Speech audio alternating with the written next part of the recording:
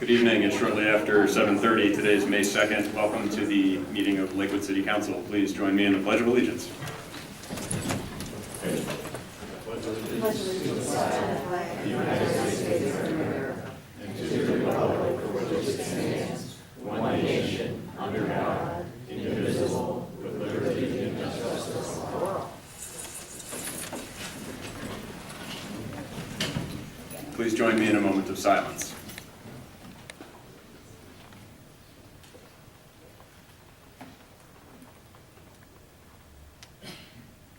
Madam Clerk, please call the roll.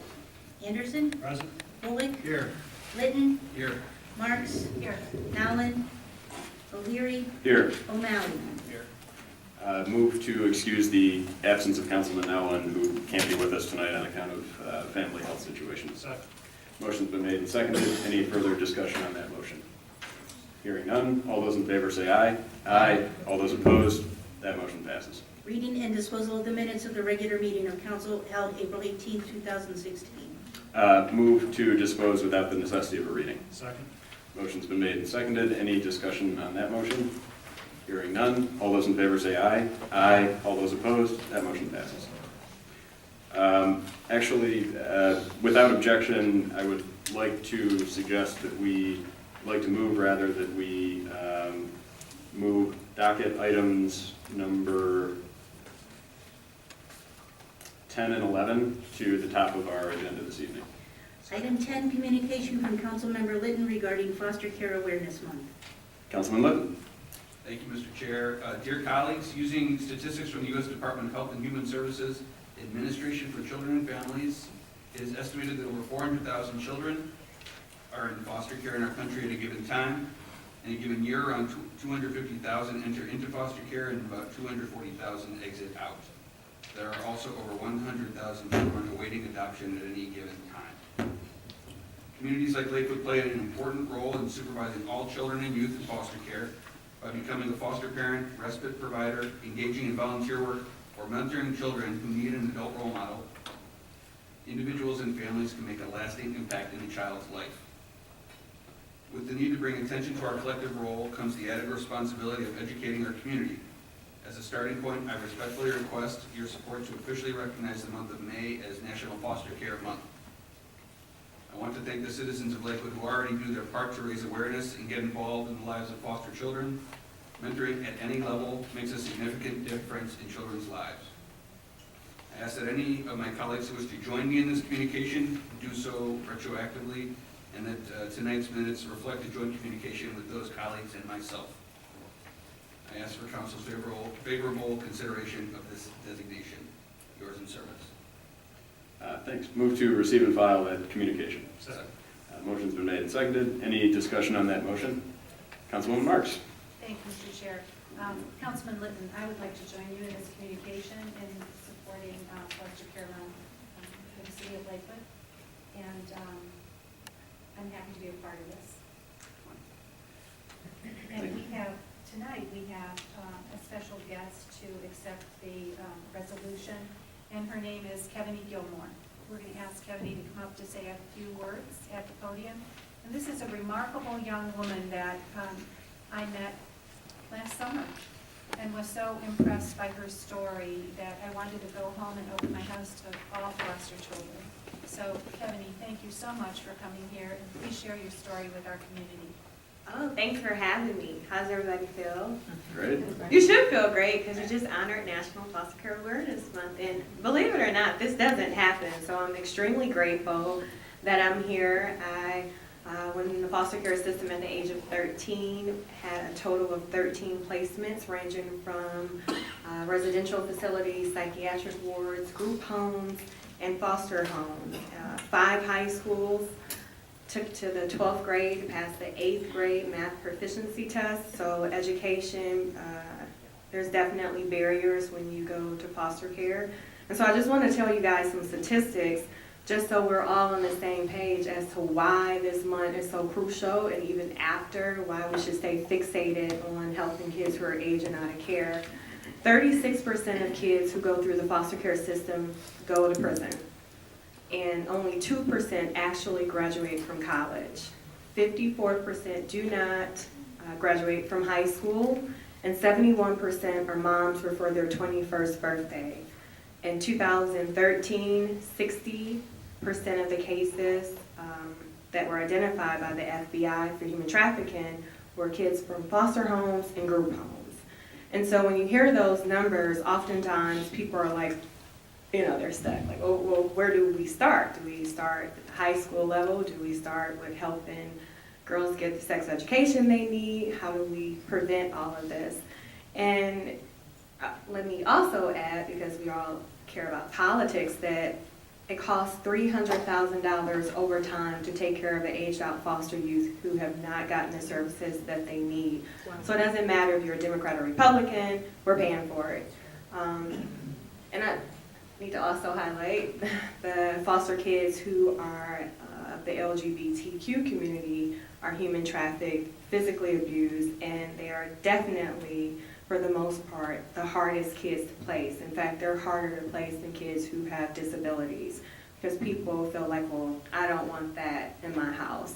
And so when I think about what is it that we could do to get kids to their next level, it really is going to take this community effort of people who are really genuinely interested in ways that can help. And not just foster care and adoption, because even that creates barriers. When I turned 18, my foster parents said, well, I'm not going to get money for you anymore. So I went to Cleveland State, and I tried. I went there not because of intelligence. In fact, I didn't think that I was smart enough. I just needed a place to live. But during my college breaks, I was homeless, and I was sleeping in my car. So even sending kids to college won't even get them to their next economic levels. One of the things that truly bother me, and why I'm so fixated on talking about foster care all the time, is that when you age out of care in Cuyahoga County, you are given priority housing and low-income housing. That is disgusting. Because there's no way that you're going to get to your next economic level after everyone has been paid off of you. So social workers, judges, lawyers, foster parents, adoptive parents, drug administration, and then you end up living like a lifetime of poverty. And that's what's happening to our Cleveland kids. And in fact, the 400,000 kids that you mentioned, because they're all going to have to collectively age out of foster care at some point, they're living a lifetime of poverty after foster care, because no one has really stepped up to the plate to think of creative ways to really place them in situations that really promote their lives and well-being. I don't want everyone to get all sad, because you look really sad, really sad.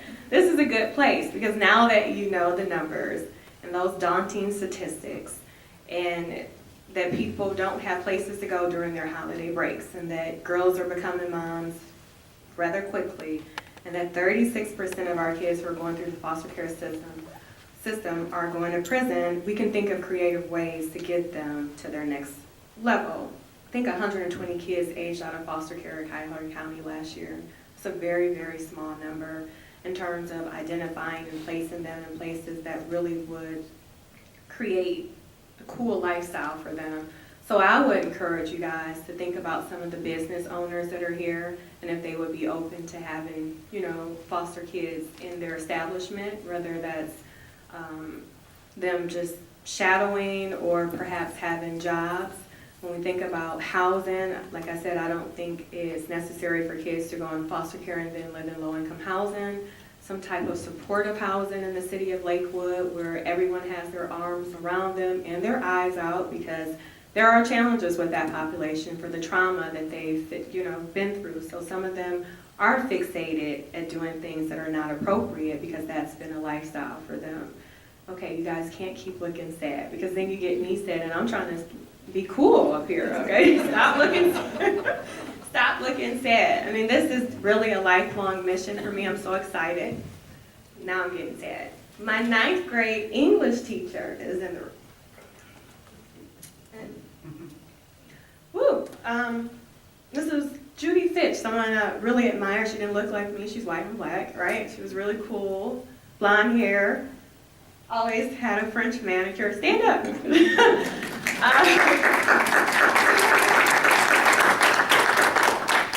I'm supposed to be a professional. I introduced Hillary Clinton. Am I about to cry?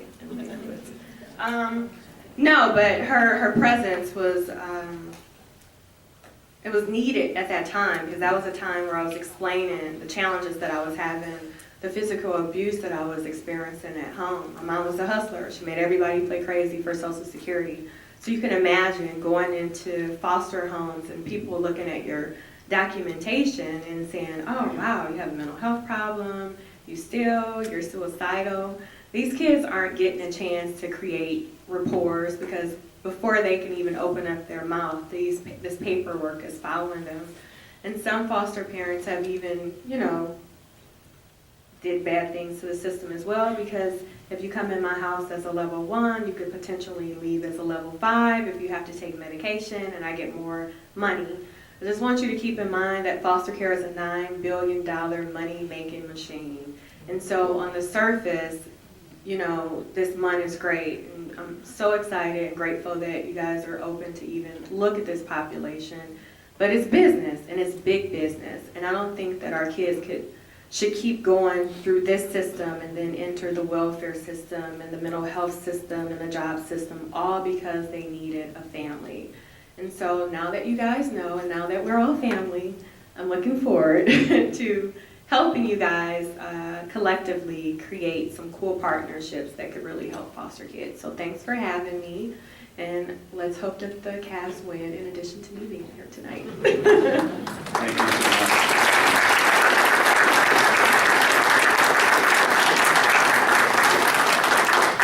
So on the motion to receive and file, all those in favor say, any further discussion? We still have, Yes, may I say? yes. Make a comment? Kevin, thanks so much for sharing your story, and I want everybody to know that this is a young woman who aged out of foster care, really made a life for herself, and actually introduced Hillary Clinton when she was here last summer in Cleveland.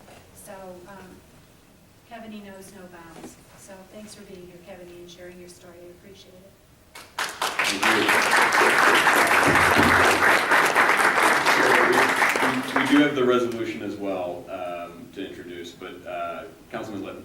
I just wanted to see if Director Justin had anything to add about what we have going on related to foster kids.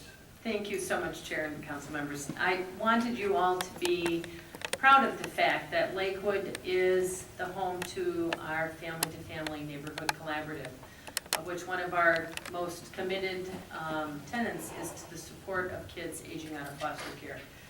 Kevin is right. We have a long way to go, and there are a lot of really not so great pieces of the systems that exist. But there are good people in Lakewood who are really committed to supporting kids who are in this place. We have developed relationships with faith communities. We have become part of something called an open table, which is actually a separate organization that brings together people in a faith community that will commit to a young person for a year. And they help them kind of problem solve and build some structure, and hopefully are the foundation of that family of adults who follows forward with them. I also should mention that tomorrow night, for those of you who are interested, actually hearing Kevin is as much inspiration and motivation as you will probably get in most places. But Cuyahoga County is sponsoring tomorrow night a gentleman named Derek Clark, who aged out of foster care in California. And again, an inspirational story of hope and grit and hard work and systems that failed, but that he still made it.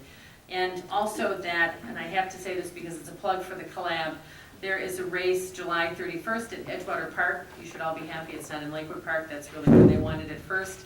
And it is to help raise awareness of foster care and adoption needs, but also to help raise money that will support some new initiatives around kids aging out of foster care. Thank you. Thank you. So we have a motion to receive and file the communication. Any further discussion on the motion? Councilman Bull. Chair. Thank you. I'd be happy to join the communication, and thanks, Mr. Lynn, for bringing this to our attention, and Councilwoman Marsh as well. Thanks. I'd also lend my support to the communication, and without further ado, motion's been made and seconded. Any further discussion? Hearing none, all those in favor say aye. Aye. All those opposed? That motion passes. Item 11, Resolution 886516, a resolution designating May as Foster Care Month in Lakewood, Ohio. Thank you, and I think Councilwoman Marks and Councilmember Litton and the rest of council would like to invite Kevin up to take a photo and receive the resolution, should it pass, of course, but on that, I move to adopt. Second. Motion's been made and seconded. Any discussion on the motion to adopt? Hearing none, all those in favor say aye. Aye. All those opposed? That motion passes.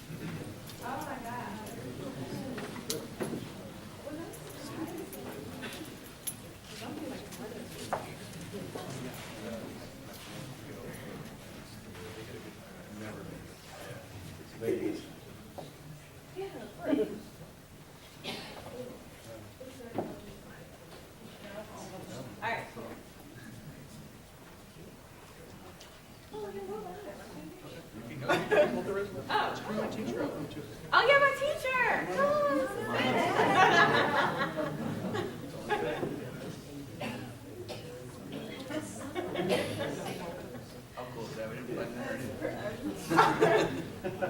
You're gonna be good to kids. You never know.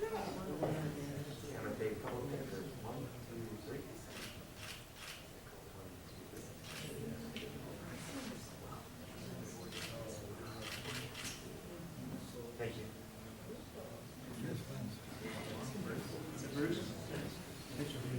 Thank you guys. Awesome.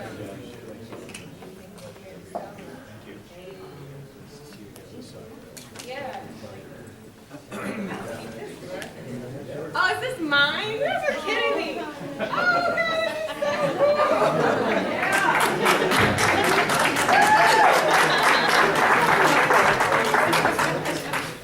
Yes.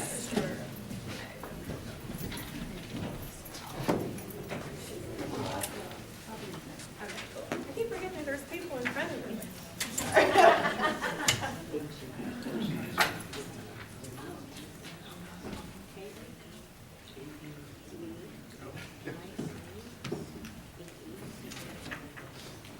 Item 1, Committee of the Whole Report regarding May 2nd, 2016 committee meeting. Thank you. Committee of the Whole met this evening immediately prior to this meeting. On our agenda tonight were several topics.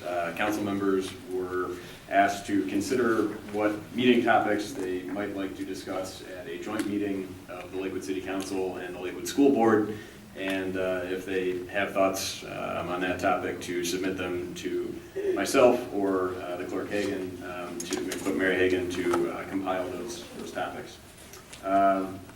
We also had a somewhat lengthy discussion with the mayor and members of council regarding the formation of the Community Wellness Foundation Planning Committee or body. And we discussed possible timetables for that, as well as possible roles and and a number of other topics as well. In addition, I believe that we mentioned that the procedural review was done electronically, and also that the proposed third amended charter remains a viable document for this body's consideration, and council members were asked to reacquaint themselves with it or acquaint themselves with it, as the case might be. Move to receive and file that oral report. Second. Motion's been made and seconded. Any discussion on that motion? Hearing none. All those in favor say aye. Aye. All those opposed? That motion passes. Item 2, Housing Committee Report regarding Ordinance 2316.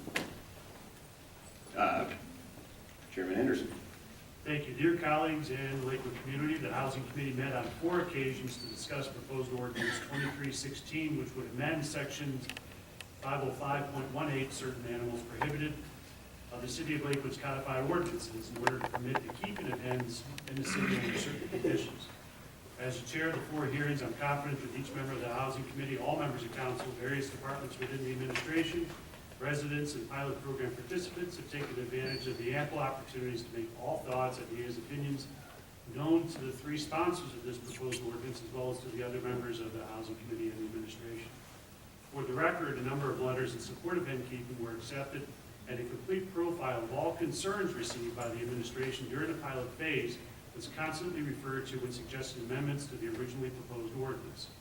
The proposed ordinance was amended to provide for clarity as to the mechanics of the application, inspection, and renewal process, as well as regarding the schedule allowed to increase the number of approved applications over the next few years, with the restriction that the total number of permits issued will not exceed 50.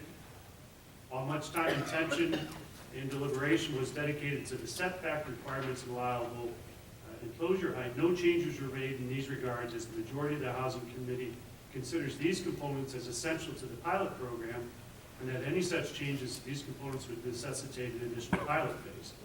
In conclusion, members of the Housing Committee settled on a deduction that the pilot program was very successful, but that the experience over the pilot phase exposed a few areas for improvement. The amendments to the proposed ordinance, the committee believed, incorporated such improvements, and the committee unanimously voted to recommend the final amended version before us now for council's approval.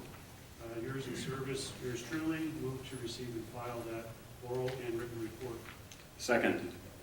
Motion has been made and seconded to receive and file that oral report. I would allow for discussion on that motion, but before I do, I just want to note that there are a significant number of folks who are signed up to speak on the hens ordinance this evening. I do obviously intend to recognize those folks who have signed up to speak, but I will do so on item number 3, which is the ordinance itself. So for right now, we have a motion to receive and file Councilman Anderson's report. And do we have a second? Any further discussion on that motion? Mr. Chair? Yes. If I may? Sure. Councilman Litton. I have a daily calendar that gives me a quote every day, and my May 2nd quote for today was, politics aside, from Margaret Thatcher. But standing in the middle of the road is very dangerous. You get knocked down by traffic from both sides. On the issue of hens in Lakewood, I've worked to remain neutral on the issue, in part because it's really never something I was all that passionate about from either perspective. It was clearly a contentious issue as the pilot was passed by our previous council, and in some ways embodies how nothing can be viewed in black and white terms. There's always a shade of gray. I think it's important as legislators to embrace and understand the gray areas as best we can, and to work toward compromise with each other wherever there is contention. While I always reserve the right to speak strongly to a topic and strive for an ideal, to have done so in opposition to this legislation would have hampered the ability to have met somewhere within that gray area, somewhere in the middle. Ultimately, as this legislation went through its process, I viewed my role as that of ensuring that the legislation was manageable by participants, manageable from the city's perspective, and incremental in its growth. I also viewed changing parameters from what was the original pilot as akin to moving the goalposts, if you will. I was pleased to find that my colleagues were open to these ideas and principles if they weren't thinking them already. What we are left with, I believe, is an ordinance which keeps a cap on the number of permits, eases into that number slowly, keeps setbacks and coop heights as they were in the original pilot, adds clarity that permit holders must be outside with hens when they leave their coops, and is timed in a way that will prevent permit holders from keeping hens in their own homes. We've also got a group intent on doing this right and following the rules, another group intent on holding them to that, and an administration that is committed and equipped, as they tell us, to handle the program. My hope is that we can move on from this issue so that we can embrace the many other gray areas that remain in Lakewood, which are in need of our clarification. The other point I'd like to stress is that if I've learned one thing most from observing the pilot, It is the importance of neighbors knowing and informing each other, asking and answering questions, supporting and being understanding as best they can, and being willing to compromise with each other in the name of the greater good, our community, one Lakewood. Move to receive and file, but maybe I'm not supposed to do that. I think we've got the motion, but I very much appreciate the I'm not comments. sure if that was misplaced, but I wanted to make sure No, I no, got no, my 2 cents in. by all means.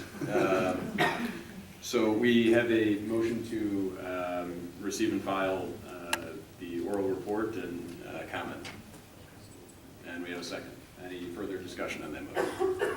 Hearing none. All those in favor say aye. Aye. All those opposed, that motion passes. Item 3, ordinance 2316, an ordinance amending section 50518, certain animals prohibited of the codified ordinances of the city, in order to permit the keeping of hens in the city under certain conditions. Thank you. In addition to ordinance 23-16, we did also receive a communication from the mayor proposing an amendment, and it is my intention to have this body consider that amendment on the floor this evening, if council members are open to such consideration tonight, as opposed to deferring the item. However, it would be, I think, appropriate at this time to begin recognizing our speakers who are signed in on this item. The first speaker to address 23-16 is April Stoltz.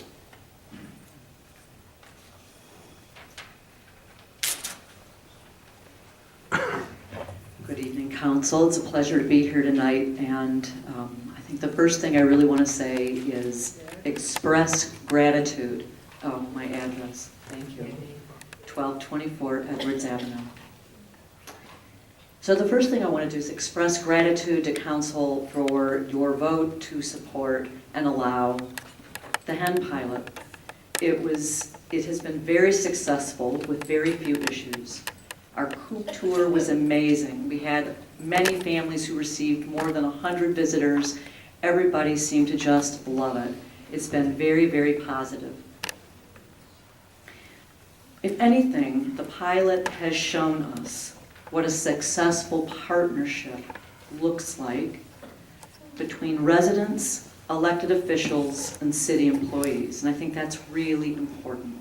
I think what was built here was some very goodwill and good faith effort with all of us working together. And especially in learning to test drive something new or new for this era. You know, as many of you may know, having hens happened in Lakewood. Up to a little bit after World War II. I mean, people were asked to do victory gardens. They were allowed to raise hens. It was even encouraged. So this is actually not new. What's new, I think, is the idea of having small flocks and having some new standards and some new ways of doing it with things like the deep litter method, which many of our pilot families did. In this partnership, we have listened to each other's concerns, acted to change what needed changing, and were able to compromise fairly. And thank you, Councilman Linton. I think you really accurately portrayed the kind of work that happened, again, in this partnership between council and a concerned and interested group of residents seeking to work with council. I think this really happened on this issue. We appreciate it. Besides healthy food, good manure, being able to give your hens your backyard scraps so they don't end up in the landfill, voting for this ordinance makes provisions now that allows residents to grow and raise their own food, and it is, to me, an example of what I will call visionary planning. And what I mean by that is visionary planning to me is looking out 30 years from now and asking, what do we need to do now to be resilient?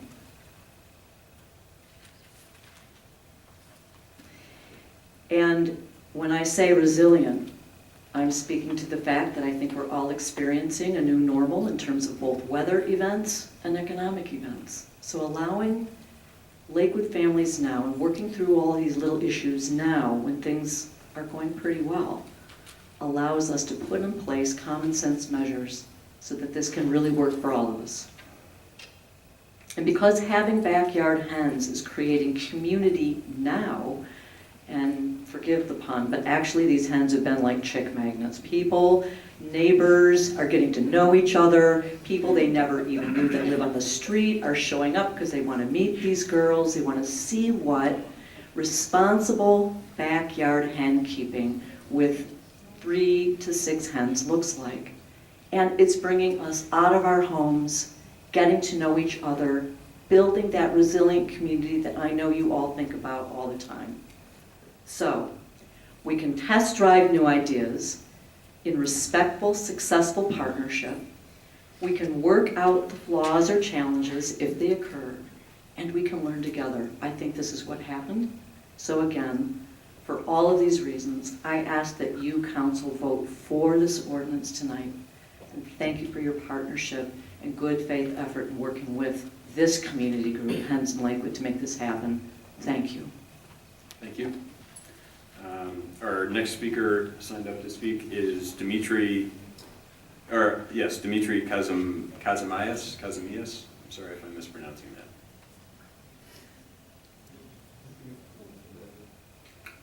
that. Okay. Unfortunate timing. Andy Tabor signed up after that.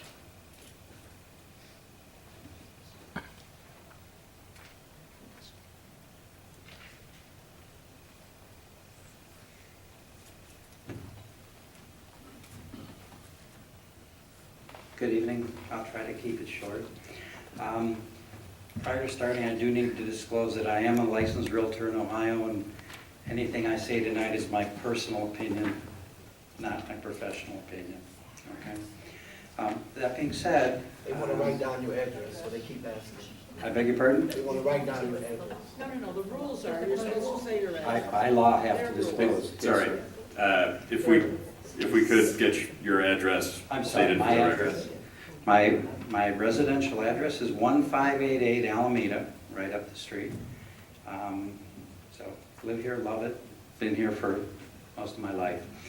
I was actually on the fence initially about the Hens in Lakewood project and did a lot of investigating for a lot of reasons, health, the eggs, etc. I did hear the remarks about bringing down property values and that, and yes, that affects me economically, so I did go and visit several of the coops this summer, and I can tell you that from what I saw, most of these coop owners spend more on building and maintaining their coops than some of the slumlord, non-owner occupied investors of the property, the foreclosures that I've seen. I can tell you that I have personally met these people. I have shown properties to people who are, we're looking at Lakewood and have purchased in Cleveland Heights because they could have hens and they could not have them here.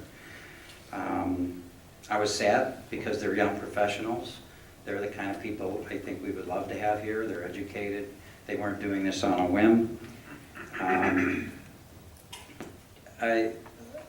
I just truly think that from what I've seen and the people I've met, this isn't something that just decides to go adopt a hen down at the the AFL or whatever. And they put quite a bit of money in. They maintain it. I think they're doing a fantastic job. And I wish that the dog owners on my block would maintain the same kind of presence as the hen owners have. I do thank you. I would encourage you to vote positively. Thank you. Thank you.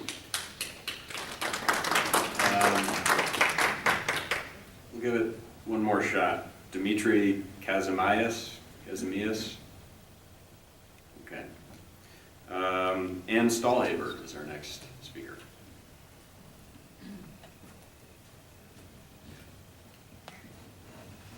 Hello. 1081 Forest Cliff Drive, Ann Stahlhaber. I don't have too much to add. I am fortunate enough to be one of the pilot families, and it's been a wonderful experience for me, for my family. My neighbors have really enjoyed this experience.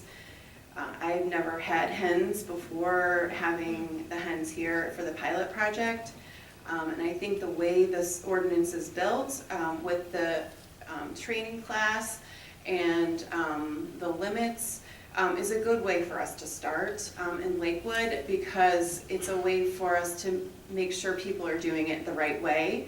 I wish there were similar rules for other pets in Lakewood, because then we would be sure that people were going to do it in a responsible way. And I just wanted to, we had over 100 people come to our coop tour visit. On Forest Cliff, I had 9 of my personal neighbors come and visit, and a lot of them were very pleasantly surprised to see how it was done. And I welcome people to connect with me if you're interested in seeing how it's done in Lakewood. If you're kind of questioning how what are the issues? Why would people be concerned? I would encourage you to reach out to me, and I welcome you to come into my backyard at any time. I would obviously want to be there when you come over, but anyways, it's been a really great experience for us, and I hope that you vote positively for this ordinance. Thank you. Thank you so much. Our next speaker is Chris Stark. Hello, my name's Chris Stark. I live on 13424 Harlan. My wife is Amanda Stark. She's a Title I teacher at Harrison Elementary. I'm the minister at Lakewood Christian Church Disciples of Christ. We have had the opportunity to be part of this pilot program for the past year. It has been fantastic for us. I grew up on a farm in a tertiary suburb out of Youngstown, raising chickens. My dad was actually a park ranger at Mosquito Lake, so we got to raise foxes, turkeys, all that kind of stuff. Chickens are no problem after having turkeys chase our dogs around or things like that. So, but I want to talk a little bit about the educational aspect of keeping hens in Lakewood. Like I said, my wife is an educator in Harlan, in Harrison, and is doing that One School, One Book program. They started talking about Winn-Dixie as the one book. And part of that, they connected their personal pets, the teachers and the educators, with the teacher and the educator. And it was up to the students to try and figure out what pet belonged to what educator. We were the only ones with chickens, and that led to so many opportunities for education about what it means to raise chickens and to talk about the way that food comes to us, our line of consumption. Likewise, I'm the chair for our denomination's regional eco-theology program, Green Chalice, and I get to use this as a great example of how we can reduce the line of consumption of how our food is grown, how our food is transported, and how our food comes to us. Most of us have never seen how chickens are treated or raised by the eggs that we get in the supermarket. This is one of those opportunities to bring that up in a healthy and moral way as well. I also just want to finish and say that it's darn healthy and tasty. I made huevos rancheros this afternoon, and I'm not talking about how great of a cook I am, but the quality ingredients make the difference. I used salsa that I canned from my backyard. I used cilantro that I grew and froze over the winter, and I had fresh eggs that I had gotten straight from the chickens today. They're fantastic. If you want to compare them to a store-bought egg, I'm more than happy to provide, once we pay off my parents, who are our main source of childcare, to provide whatever you need. I strongly support and ask you to support this ordinance as well. Thank you. Thank you. Our next speaker signed up is Shannon Hoffman.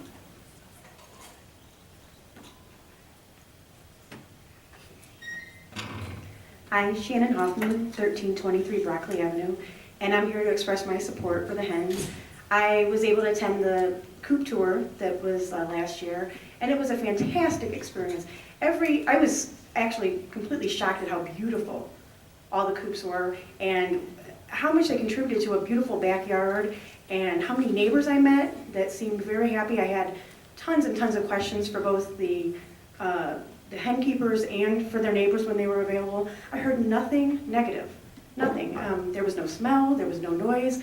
Thank goodness they put signs in the front yard so I could figure out which house was which, because you really could not tell who had hens. We would very much like to have this opportunity for many reasons, as people have expressed, for food, for enjoyment, to have them as a pet, and as an educational opportunity for our children. When I left to come here tonight, my children wanted me to ask you, why is it so much harder to have a chicken than have a gun in Lakewood? And I thought that was, they were educating me, I think, in that question. And I ask you to support this, and I'm hoping that we will make this open to more people than just 50. If they meet your criteria and they are going to be responsible hen keepers, I would like to see more people engage in this. Thank you for your time. Thank you. Our next signed speakers are Dave and Donna Keith.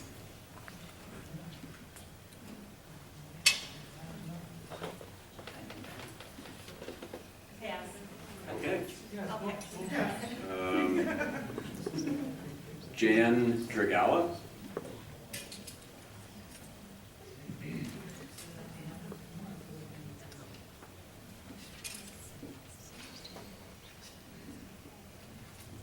Hi, my name is Jan Dragala. I live at 1571 Roycroft, Lakewood. I could say ditto to a lot of things that have already been said, but I enjoyed being able to share what I know with my neighbors this year. I was able to raise hens when I was growing up. They were meat hens, so they weren't layers, but still the process was similar.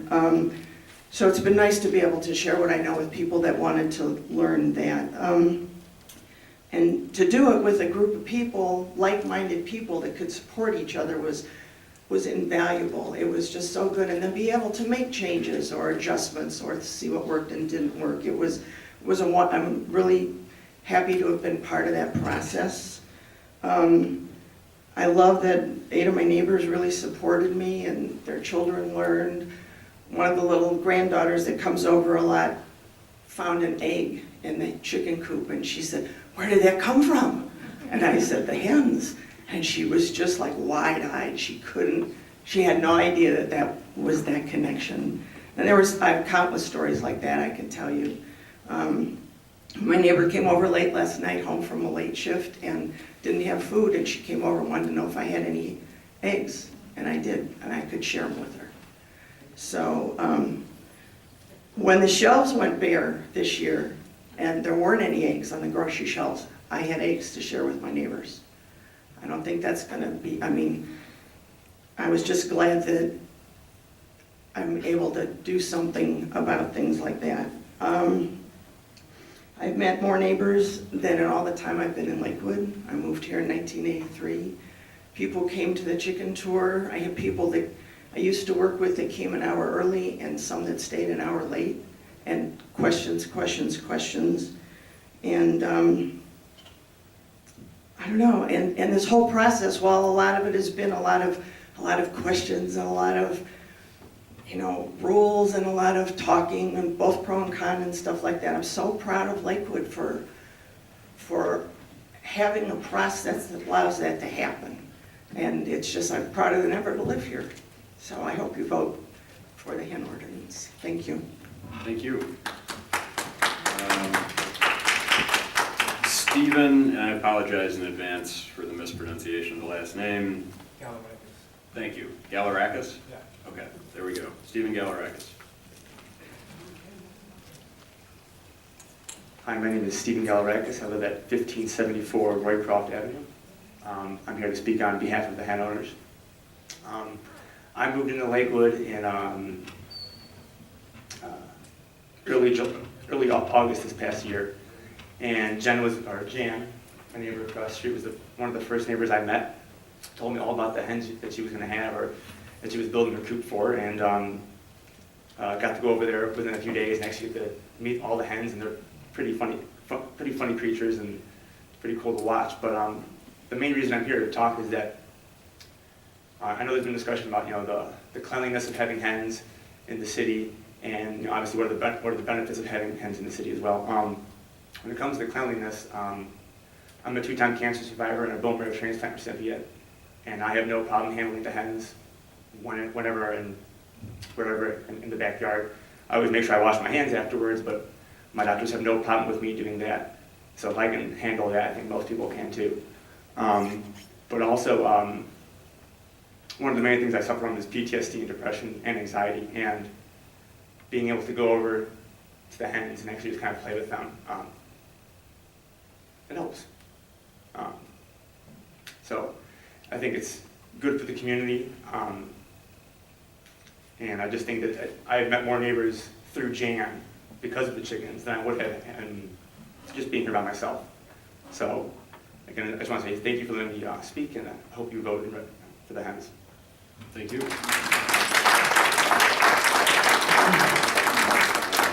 Drusilla Knudsen is our next speaker.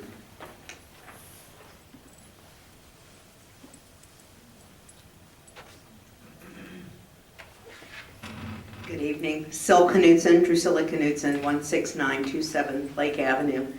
And the only thing that I'd like to add is a perspective about how this really movement has helped increase the neighborliness and the invitation to visit with neighbors. And I don't have chickens or hens. I don't plan to. And I'm thrilled that the pilot has been in Lakewood and been so successful. I live up the street from a flock of 4, and it's really enabled me to get to know my neighbors better. In the morning, when I take my little scripts and scraps over, or an empty egg carton that I've used and I don't need to throw them out, I can take them over there, and we'll have coffee. If it's in the afternoon, we'll have wine together and check out the girls. So I just want to say that it's been a real opportunity to just be neighborly in Lakewood, and I hope you'll pass it. Thank you. Thank you.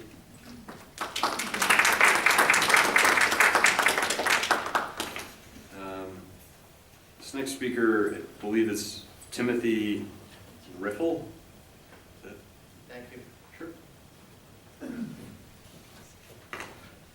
It's my pleasure to speak in front of the council tonight. It's an honor, and in front of the citizens of Lakewood. I'm sorry, sir, give your address. Oh, 2870 Meadowbrook Boulevard, Cleveland Heights, Ohio. I come from the perspective of being in real estate with my wife, and also my company has sold chicken coops and rabbit hutches and pens of any kind since 1933. The company's called Hive and Coop. I also do religious work. That company is called Studio St. Clair. I'm here to speak solely from the standpoint of a person speaking from their own objective viewpoint about hens, and from my experience as a real estate agent. I'm not speaking as a real estate agent, but just from my experience from a business owner and from having many friends and knowing many citizens in the field. As to my knowledge, Lakewood and East Cleveland are the only 2 cities in the state of Ohio that don't allow chickens or people to keep hens, specifically hens. No one allows roosters. But to my knowledge, that's true. I have not had the experience otherwise. It used to be that chickens were a unique thing. They are not anymore. Sold many houses around town, east side and west side, where people don't even notice a coop anymore. It's like a dog. Like the neighbors have a dog, or the neighbors have chickens. It's so not an issue that it's, and that's the way it's going. And I think chickens are the canary in the coal mine. Chickens are the canary in the coal mine. Lakewood is losing, New York Life and Cleveland Clinic are collectively pulling at least 300 to 700 employees out of the city, and part of that is because they're moving to a city, Cleveland, that allows chickens, or Avon that allows chickens.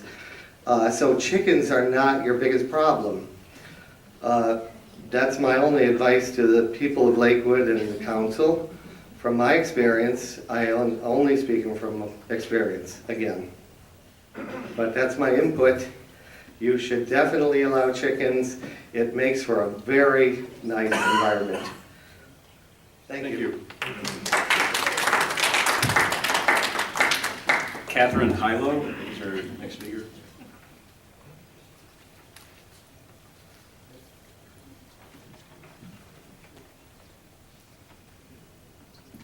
Hello, I'm Catherine Hilo. I live at 12547 Lake Avenue. Today I'm speaking to you about hens in Lakewood. Last Easter, I received hens, and I've loved them ever since. 2 years ago, I came here to get chickens, and now I'm here today to ask you to pass an ordinance to allow hens to permanently stay in Lakewood. This year at my school science fair, I tested to see which type of hen egg was better, and it was proven that the hen egg from the backyard was better. I based this off of the density of the egg, the yolk color, and the shell hardness. From this project, I'm now moving on to the state science fair, and I hope to keep these hens. I've also learned to work hard for what I believe in and to be responsible for my actions. Thank you for listening, and I hope you will vote in our favor. Thank you. Lori Thorat.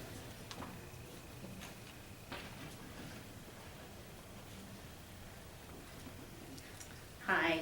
Hi. I'm Lori Thorat. I'm at 1233 Westlake Avenue here in Lakewood, and I am also part of the pilot program. I don't really have very much to add to it other than I've really enjoyed keeping my chickens. My neighbors have enjoyed it too. I'm probably the person in the pilot that has the most neighbors. I have 9 families that abut my property, and everybody seems to be pretty happy about it. I share my eggs. They've all come over and looked at them. I was also part of the coop tour and had lots and lots of people in my backyard too. And just as a note, my coop is actually in a very public place in my yard. You can actually see my coop from the street. Not a single person on my street knew I had chickens for the first month I had them. They assumed I bought myself a garden shed. So they really are quiet and they really are not very noisy. I hope you pass the ordinance and I get to keep mine. Thank you. Thank you. Laura Germain.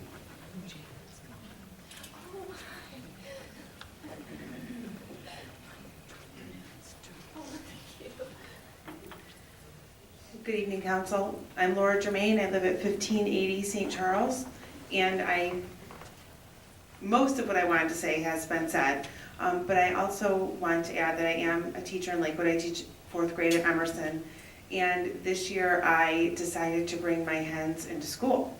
And so with the help of my neighbor and my daughter, I brought 2 of the hens in for the 4th graders to see. And it was a wonderful experience, and just they became so interested in the whole process, and I shared with them how the pilot program started and we were working through it, and they said, well, now what? And so tonight I hope that you will answer that now what question, and I hope that you will vote in favor of keeping hens in Lakewood so that my story with my students can have a very happy ending.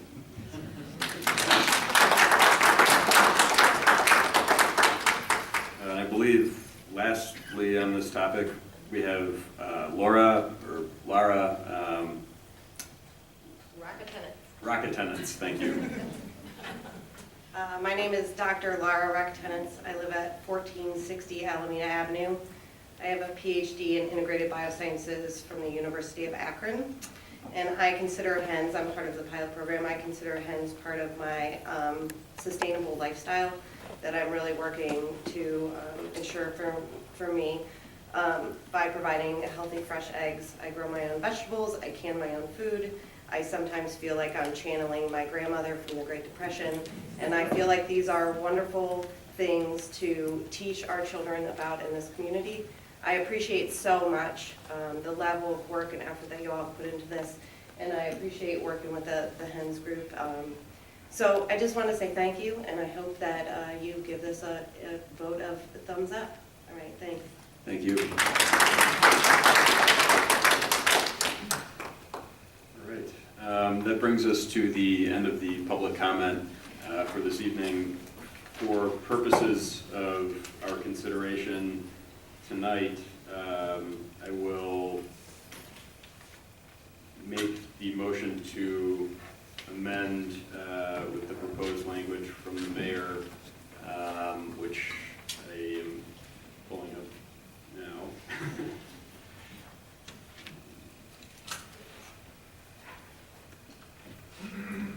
Oh, I'm sorry, we have it here. Okay, then, Law Director Butler, correct me if this motion needs correcting, but would move that proposed ordinance 23-16 be amended in section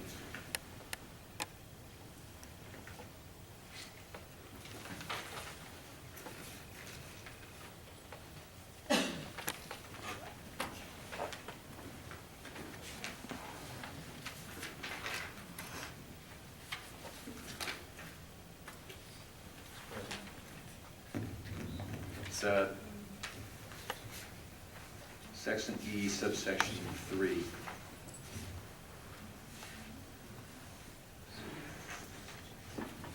I believe it's section E, subsection 3. I don't know if there's a number that comes before E. It's section... Just codified ordinance, section 505.18. Okay. Codified ordinance 505.18, section E, subsection 3. The motion would be to amend to add language following: note whether any extraordinary circumstances exist, such as outstanding property citations or unsanitary property conditions, and insert or such as the applicant's proximity to other approved or proposed coops such that a neighborhood may be adversely impacted. Do I have a second for the motion?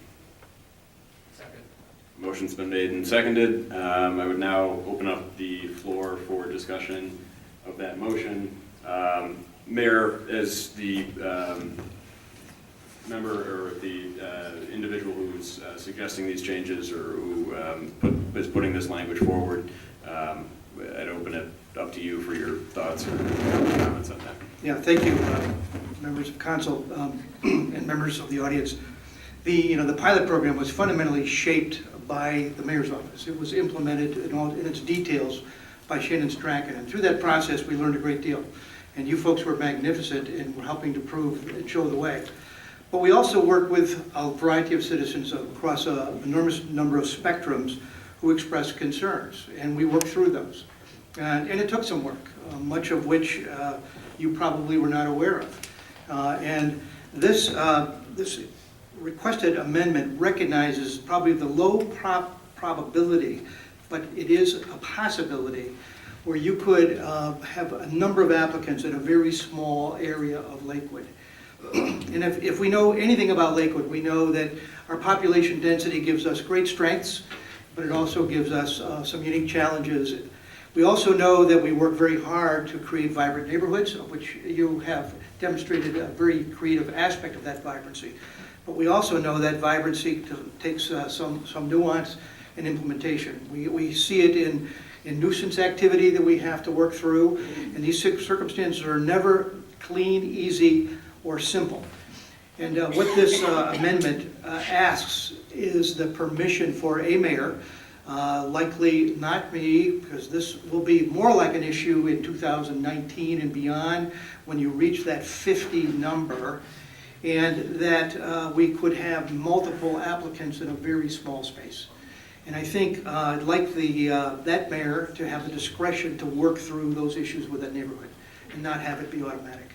And that's what this recognizes is the possibility, likely not the probability, as we achieve from 12 to 24 to ultimately 50, that we can work through these issues with some creative problem solving. So it does recognize the appeal process should someone be turned down by a mayor. Could be me, could be someone else. That applicant could appeal through the Board of Zoning Appeals. So there is there is an appeals process built in, which you've already built into this ordinance. So the fact of the matter is, it creates opportunities for neighbors on both sides of an issue where you might have 3 potential hen coops in 5 houses and affecting a very dramatic circumstance where you have a lot of tension. And it's the tension that we want to work through. And it does happen in this community. The fact is, we spend a lot of our time in the mayor's office dealing with issues of neighborhood tensions. So I say this from experience, and I'm asking the council to give me and the future mayors the latitude to work through these circumstances to the satisfaction of all neighbors. I've been very supportive of the hen program. If you recall, I proposed it early on as a more modest one in 2011, and I was stripped of that authority as Director of Public Safety to take that action. Council did ultimately take that action, and I've been supportive, and we've worked hard to make the pilot successful, and we'll continue to do so. The fact of the matter is, it's just our experience in Lakewood is these are not simple situations. You know, your approach here recognizes by putting a cap of 50 that density does have a bearing. We do recognize the appeal process, and there are other examples where we've recognized density and zoning issues and residential issues. So I don't think it's an extraordinary departure of the spirit or the letter of what we're trying to achieve here. Thank you. Other members of council, comments on the proposed amendment? Councilwoman Marks. I do, thank you, Mr. President. Mayor, I really do appreciate all the support that you've given this pilot program and keeping in Lakewood and your progressive thinking, and I admire that. Would you be able to give me some examples of how you would determine whether or not this adversely impacts a neighborhood? Well, since there's no automatic requirement that neighbors have to be notified, the first thing I would do is call the neighbors together and try to discuss it. That's a customary approach when we have neighborhood tensions, is trying to get the parties to understand what the issues are and get them to share their feelings. A lot of it's based on misunderstanding, and I think that the purpose of the pilot program has done a great deal to help show the way. But if you had a neighborhood that was marginally acceptable, and then you had 2 or 3 more coming into a very small area, I would want to avoid tensions. You know, tensions exist in a community like ours. They come about naturally because of our density and our proximity, and at least creating a thoughtful approach to reconciling this potential situation is really what I would seek to do here. Yes, Councilwoman Marks. If I could ask you to explain further, I mean, would it be just one neighbor next to another neighbor? Would it be 2, or what are you thinking? If you had 3 neighbors in a space of maybe 5 houses in a stretch, so you're affecting basically 10 houses, 5 behind, I'd want, and you had some known tension from 1 or 2 of those neighbors already, and then in comes a 3rd, I think that's a pause. So are you saying that if there are 2 chicken coops within 3 to 5 houses, that if somebody else applied for another permit, then that would cause it to be the mayor's discretion to go to an appeals process? I would want to make sure the neighbors were notified, and I would think, especially in the circumstances where, you know, these are happy thoughts today, but the fact is there are folks in this community that are neighbors to some of these coops, and they're not happy about this. And we serve all these citizens, all of them, and we have to work through these differences. So the ordinance as it's proposed gives no discretion. If you had 3 in a row, it could happen. It would happen, unless there was other compelling issues. And I think the thought is probably that wouldn't be the case. I don't think you anticipate that that's the case, but it could happen. And without any regulatory pause there to reflect on whether that's what we want to have happen, puts us, I think, in a disadvantaged position in the neighborhood. If I could. Sure. And I would agree that some parameters have to be established. I'm just not quite sure what those parameters would be. You know, for instance, with building codes, we know about setbacks and all of that is established, but without there being any parameters as to what would cause you to have that discretionary influence, I'm not quite sure how the community would understand that, or would it be just any neighbor could call? You have somebody who has a coop, and then you have another person who is 2 doors away who seeks a permit for a coop. Would that justify the mayor's discretion? That's what I'm concerned about, that there could be a misinterpretation of that. I would just like to understand better your feelings about that. Well, I think if you think of three coops in, maybe 3 in a row, let's take that extreme example, not likely to happen, but it could. There's nothing that prevents that from happening here. And you had tensions already, and we know of these tensions. I mean, we get these calls. And that's, so that a 4th one came in, or in case you already have 2, and a 3rd one comes in, before I would, that would be automatically granted, I would want to talk to that neighborhood. Well, and I would agree with you that we'd like to resolve any conflicts before they occur and to be proactive. I understand that. But would it be that there would be 2 in a row, or would it be that there are 3 in a row? I mean, or is that, and that's what I'm trying to understand best.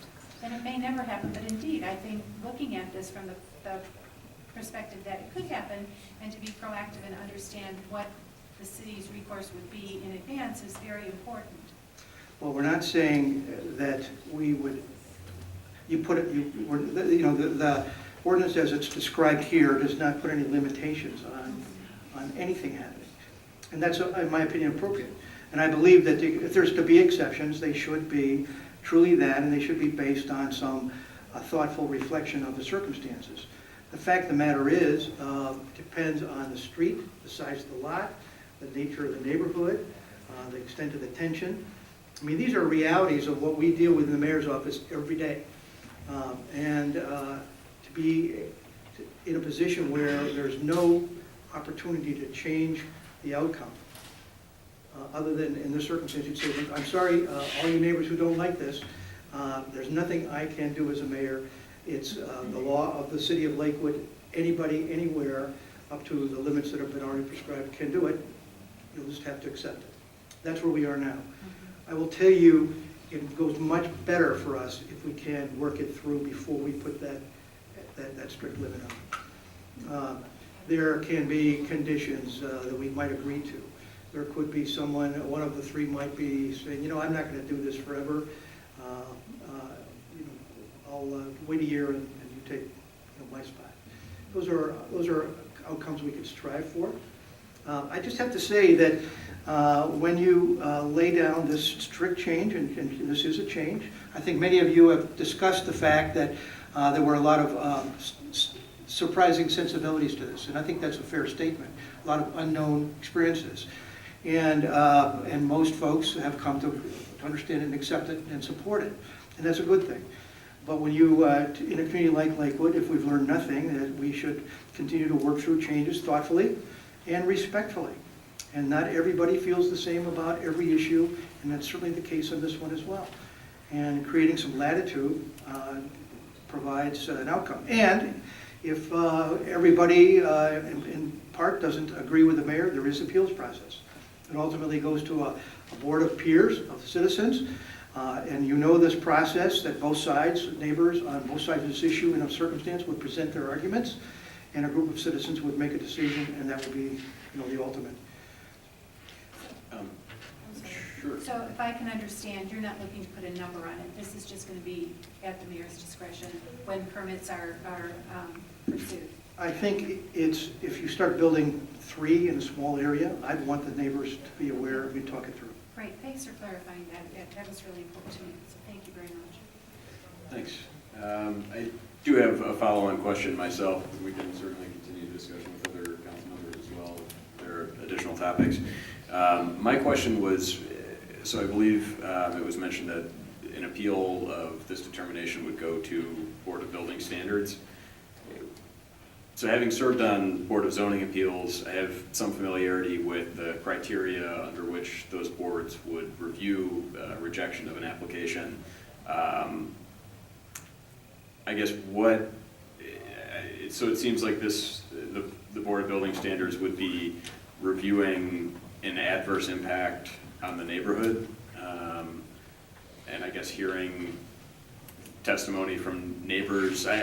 In other cases, there are at least somewhat, I think, more concrete standards by which the appeals board can evaluate these claims, or determine that there's a hardship, for example, that necessitates a kind of deviation from the code. So I guess part of my thinking is wanting some clarity around what standards that appeals board would be applying in terms of either upholding or reversing the decision of the administration. Well, I mean, the experiences that we've had from other neighbors that have objected would be noise, although that's probably an arbitrary measure from one's hearing to another. Smell, odor has been a source of objection. So that would be two that would be most concrete. And those are the two that we've experienced the most. Okay. Additional comments or questions from council? Mr. Chair? Yes. Go ahead, Dave. Councilman O'Malley. Forgive my ignorance on this. Who's the appointing authority for the Board of Building Standards? I think we share those. So how many members are on it? 5. It's ABR. ABR is the same. Okay. So, yeah. So how many does council appoint, and how many does the mayor appoint? It's 2 or 3. Law Director Butler, I believe. That for you a moment. Okay. I'm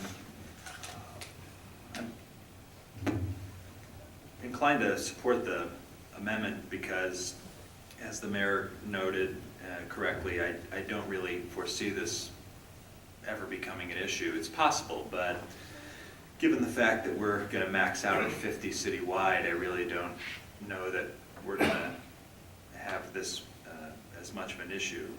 I do want to note that we did discuss this issue at length in committee on several occasions and seemed to reach resolution on it, but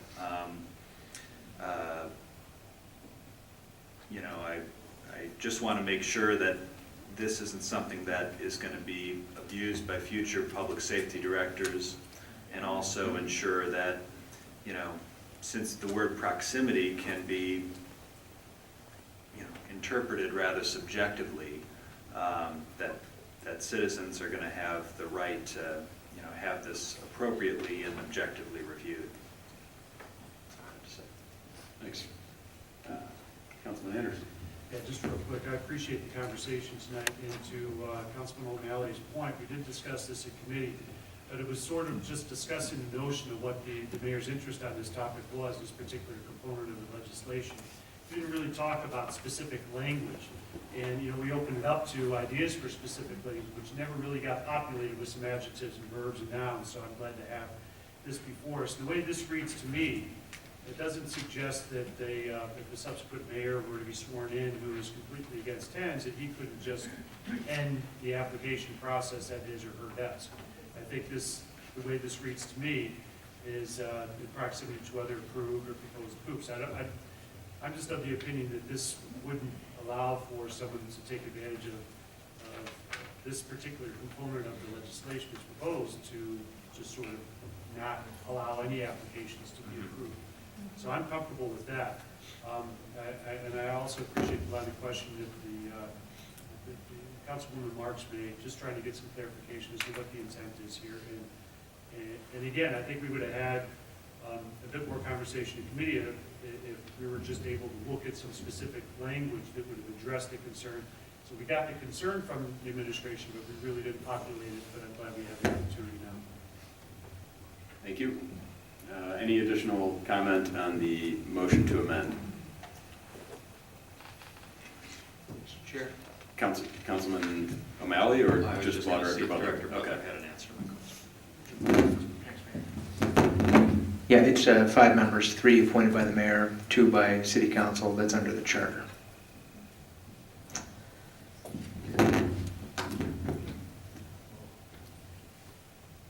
Thank you. Okay.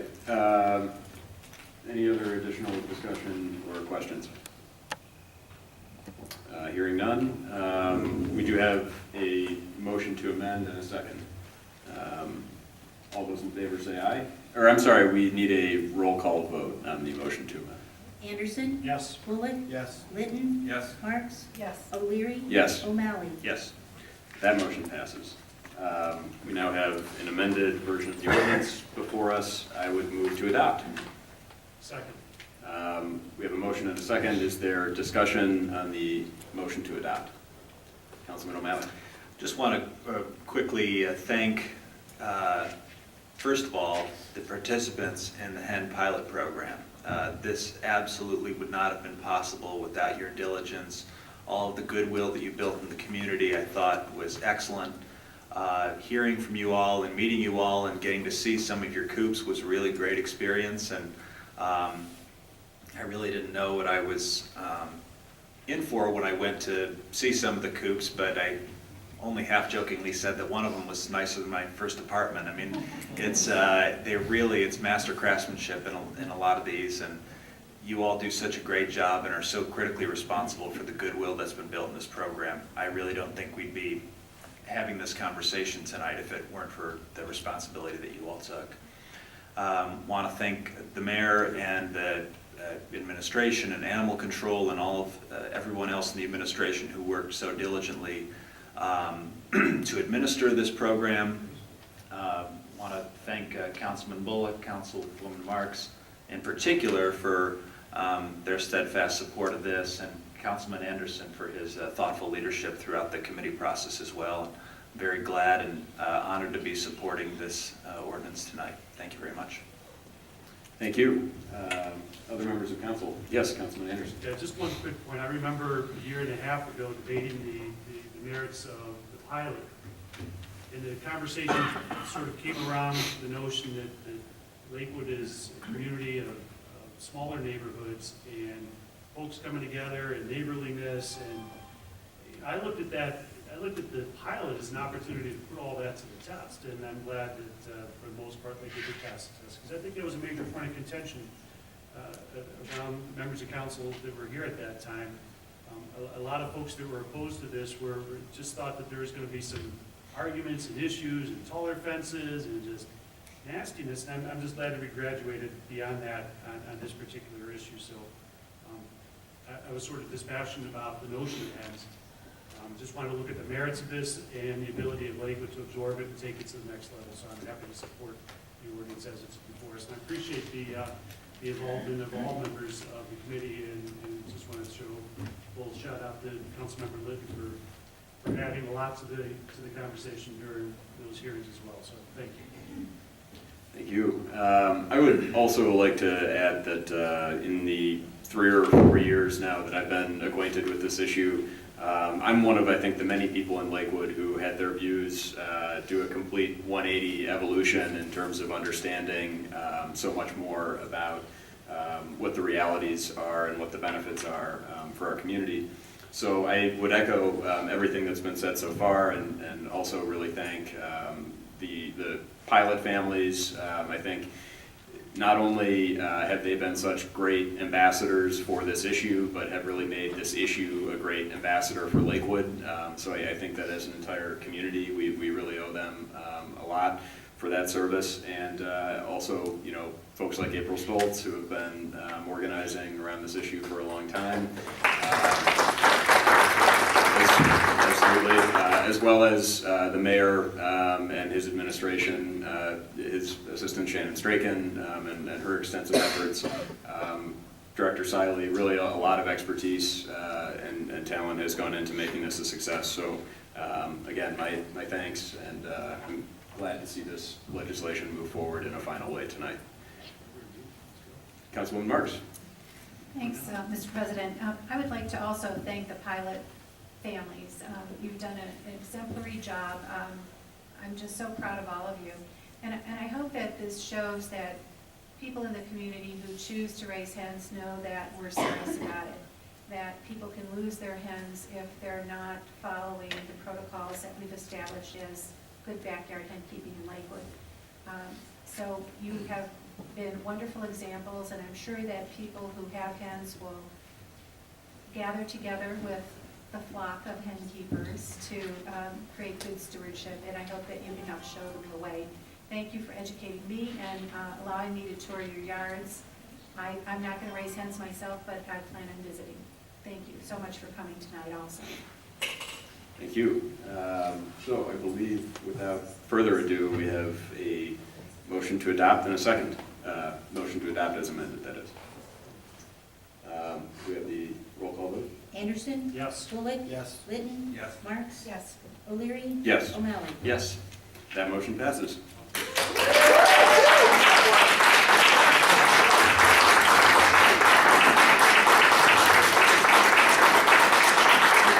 Committee report regarding resolution 886116. Councilman Litton. Thank you, Mr. Chair. The Rules and Ordinances Committee met this evening to discuss one item, resolution number 8861-16, creating the Volunteer Peace Officer Dependent Fund Board and naming two appointees to that board. The committee moved to recommend adoption with two appointees in mind, Gail Wellman and Dan Saracena. Motion to receive and file. Second. Motion's been made and seconded. Any discussion on that motion to receive and file? Hearing none. All those in favor say aye. Aye. All those opposed, that motion passes. Item 5, resolution 886116, a resolution creating the Volunteer Peace Officer Dependent Fund Board for the purpose of assisting in the review and determination of validity of claims made under the Volunteer Peace Office Dependent Fund established by ORC Chapter 143 for death or disability of a volunteer peace officer and naming two appointees to the board. Move to substitute, move to substitute by inserting, If I may. please. In the section 2 of blank 1, Gail Wellman, and I can provide the spelling afterwards, and in blank 2, Dan Saracena. So moved. Do I have a second? Second. Motion's been made and seconded. We need a roll call vote on that motion if there's no additional discussion. Anderson? Yes. Bullock? Yes. Litton? Yes. Marks? Yes. O'Leary? Yes. O'Malley? Yes. That motion passes. Move to adopt. Second. Motion's been made and seconded. Any discussion on the motion to adopt? Hearing none. All those in favor, roll call vote. Anderson? Yes. Bullock? Yes. Litton? Yes. Marks? Yes. O'Leary? Yes. O'Malley? Yes. And that motion passes. Item 6, ordinance 2416, an ordinance to amend section 113309, demolition or removal of residential structures of the codified ordinances. Move to adopt. Second. Motion's been made and seconded. At this juncture, I would point out that this ordinance, for those who don't recall, is brought to us to correct essentially a ministerial matter or an issue with the code wherein the code changed over time and lists an official that no longer exists. Is that correct? Yes. Okay. So we did not have extensive committee discussion of this ordinance. However, this is the third reading tonight. Any additional discussion on that motion to adopt? Hearing none. All those in favor say aye. Aye. All those opposed, that motion passes.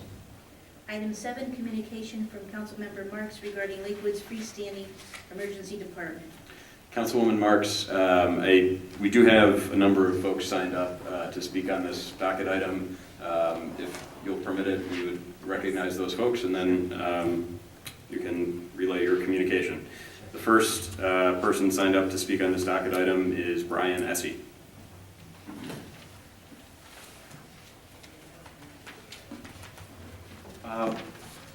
Mr. Chair, I had signed up to speak on the Committee of the Whole issue, which you did not recognize me. The Committee of the Whole does not have public comment.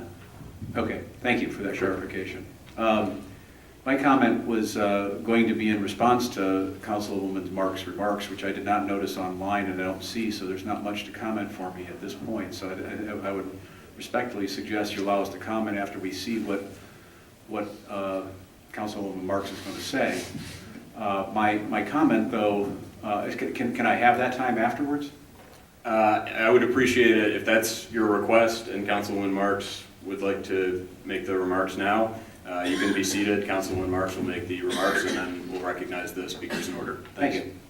Councilwoman Marks. Thank you, Mr. President. I do have to say that I'm disappointed that there are not more of Save Lakewood Hospital people here tonight to hear this communication, but I hope that those of you who are here take the message out to the public. Can you move your microphone closer to you as you speak, please? Is that better? Yes. Okay, great. I'll just reiterate again, I'm disappointed that there are not more people from Save Lakewood Hospital to hear this communication, but I will hope that you take this message out to the community. I've been concerned, as you know, with the comments about Save Lakewood Hospital's opinion of our freestanding emergency department, that it's not an actual emergency department, that it's a doc in the box and urgent care, anything but a freestanding emergency department.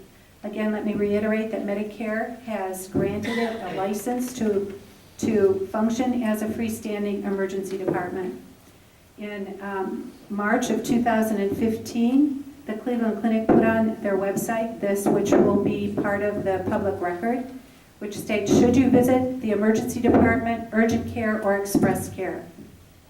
And in this document, and I hope that the administration can post this on the city's website as well, some situations are clearly an emergency: a heart attack, fall off a ladder, serious kitchen burn, or bone break. You know to call 911 and to get your loved one to the nearest emergency department. But some health issues are harder to decipher, says Bradford Borden, MD, chairman of the Emergency Services Institute. People may not fully understand that all the options and the differences between them. He says it's especially important to know the quickest routes to care when there's a true emergency. In what situation should you get your loved one to an emergency department versus an urgent care center or express care clinic? Here's a guide to using the options most effectively. And it lists hospital or freestanding emergency department. Here are a list of the types of situations that require such immediate care: loss of consciousness, signs of heart attack or stroke, including sudden severe pain and or chest discomfort or difficulty breathing, uncontrolled or excessive bleeding, coughing up or vomiting blood, head injury or any major injury, severe burns, sudden or unexpected paralysis, poisoning, suspected poisoning or drug overdose, accidents including falls and car crashes, or injuries caused by violence such as gunshot wounds, extreme emotional distress including suicidal or homicidal feelings. All of those are hospital or freestanding emergency departments. So I would like you to familiarize yourself with this document that's on the Cleveland Clinic's website, so you know for what reason you or a loved one should go to an emergency department. And also, since our last meeting, I met with Chief Gilman, and he informed me about something that I wasn't aware of, that if you are in a freestanding emergency department for any type of injury or illness and need to be transported to a hospital, because that freestanding emergency department does not have a hospital attached to it, you are given precedence of a bed to the hospital you're being transported to versus someone who is already in that hospital's emergency department. So I don't want to hear that the beds are full. That hasn't been the case all year at Fairview Hospital. So I'm not sure where you're getting your information. But I wanted to make sure that this information clearly goes on our public records document. Chief Gilman and Dr. Walsh from the emergency department also were at the Westerly, and the reason I find this to be so important, because so many people, elderly people, are reading information that is being shared by Save Lakewood Hospital, and they are fearful of going to our emergency department if they have a need.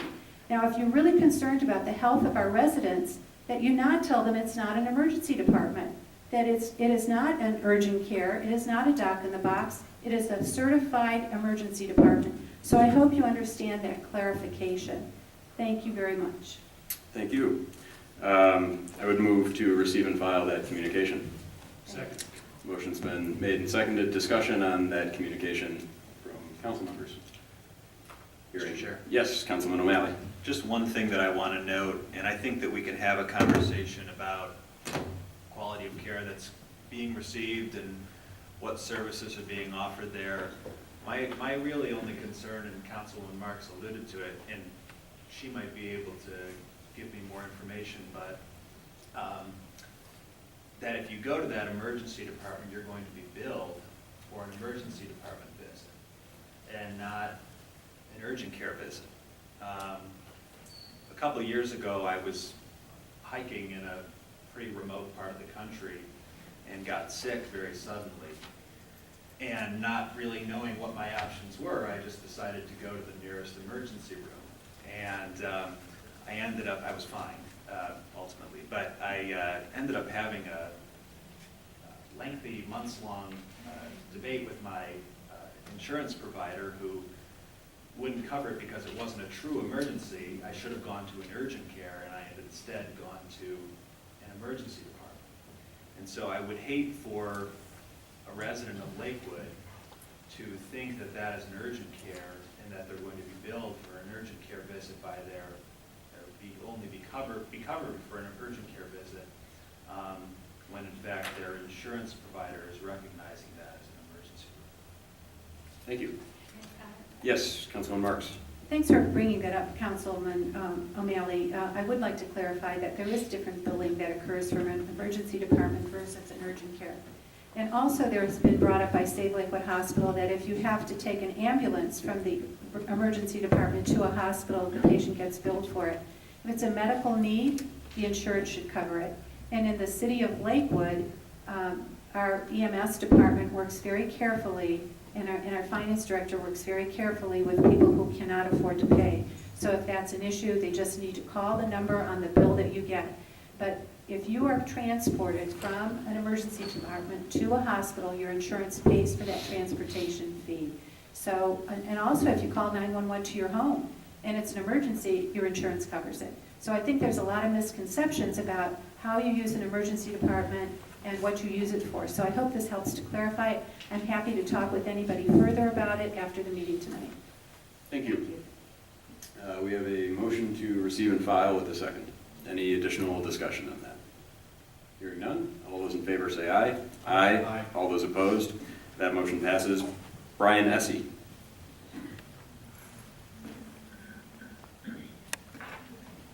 Brian Essie, 15306 Edgewater Drive.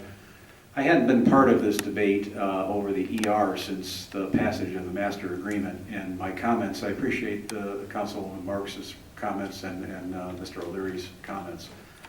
I think listening to the debate, because as you know I've talked about other things with my time, listening to the debate, I think it misses a very important point. Not all emergency rooms are built alike. Much like Dr. Jones talked, that not all FHCs are built alike. You've seen one, you've seen one. I'm not sure that that totally applies with emergency rooms. Freestanding emergency rooms, by my research, indicate that they're largely and generally built in more well-to-do neighborhoods, and they're a matter of convenience. And they do cost patients more, much like Councilman Marks, or O'Malley just pointed out. And they can. So it's not as inexpensive for all patients. So the fact that it is an emergency room under the federal law today is sort of beside the point. It's not as good as an emergency room that's attached to a hospital in general. And I respect what the chief mentioned on several occasions. It has as many services in it as it did prior to the closure of Lakewood Hospital. But as we know, that was somewhat diminished over years, and not on December 21st as full as it once was in service. And I think it just, we're talking past each other. And I still don't consider myself a Save Lakewood person, but I think it's talking past. I think the literature is pretty clear about the problems with freestanding emergency rooms in their cost to people, and we're not in the highest affluent city for that respect. So having said that, I stand by my prior writings that the loss of the hospital will result in death by a number of people due to delay in care.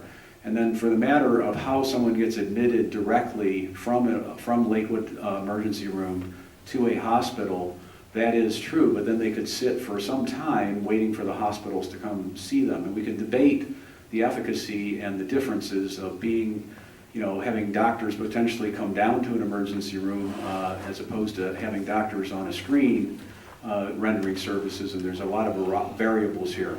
But I think it's fair to say that a freestanding emergency room isn't as good for the more serious needs of a patient than an emergency room that is attached to a hospital. And it will result on occasion in delay of care. Thank you. Our next speaker is Dean Bilzel. You left. You left, okay. Then our next and last speaker on this agenda item is Judy Gillespie.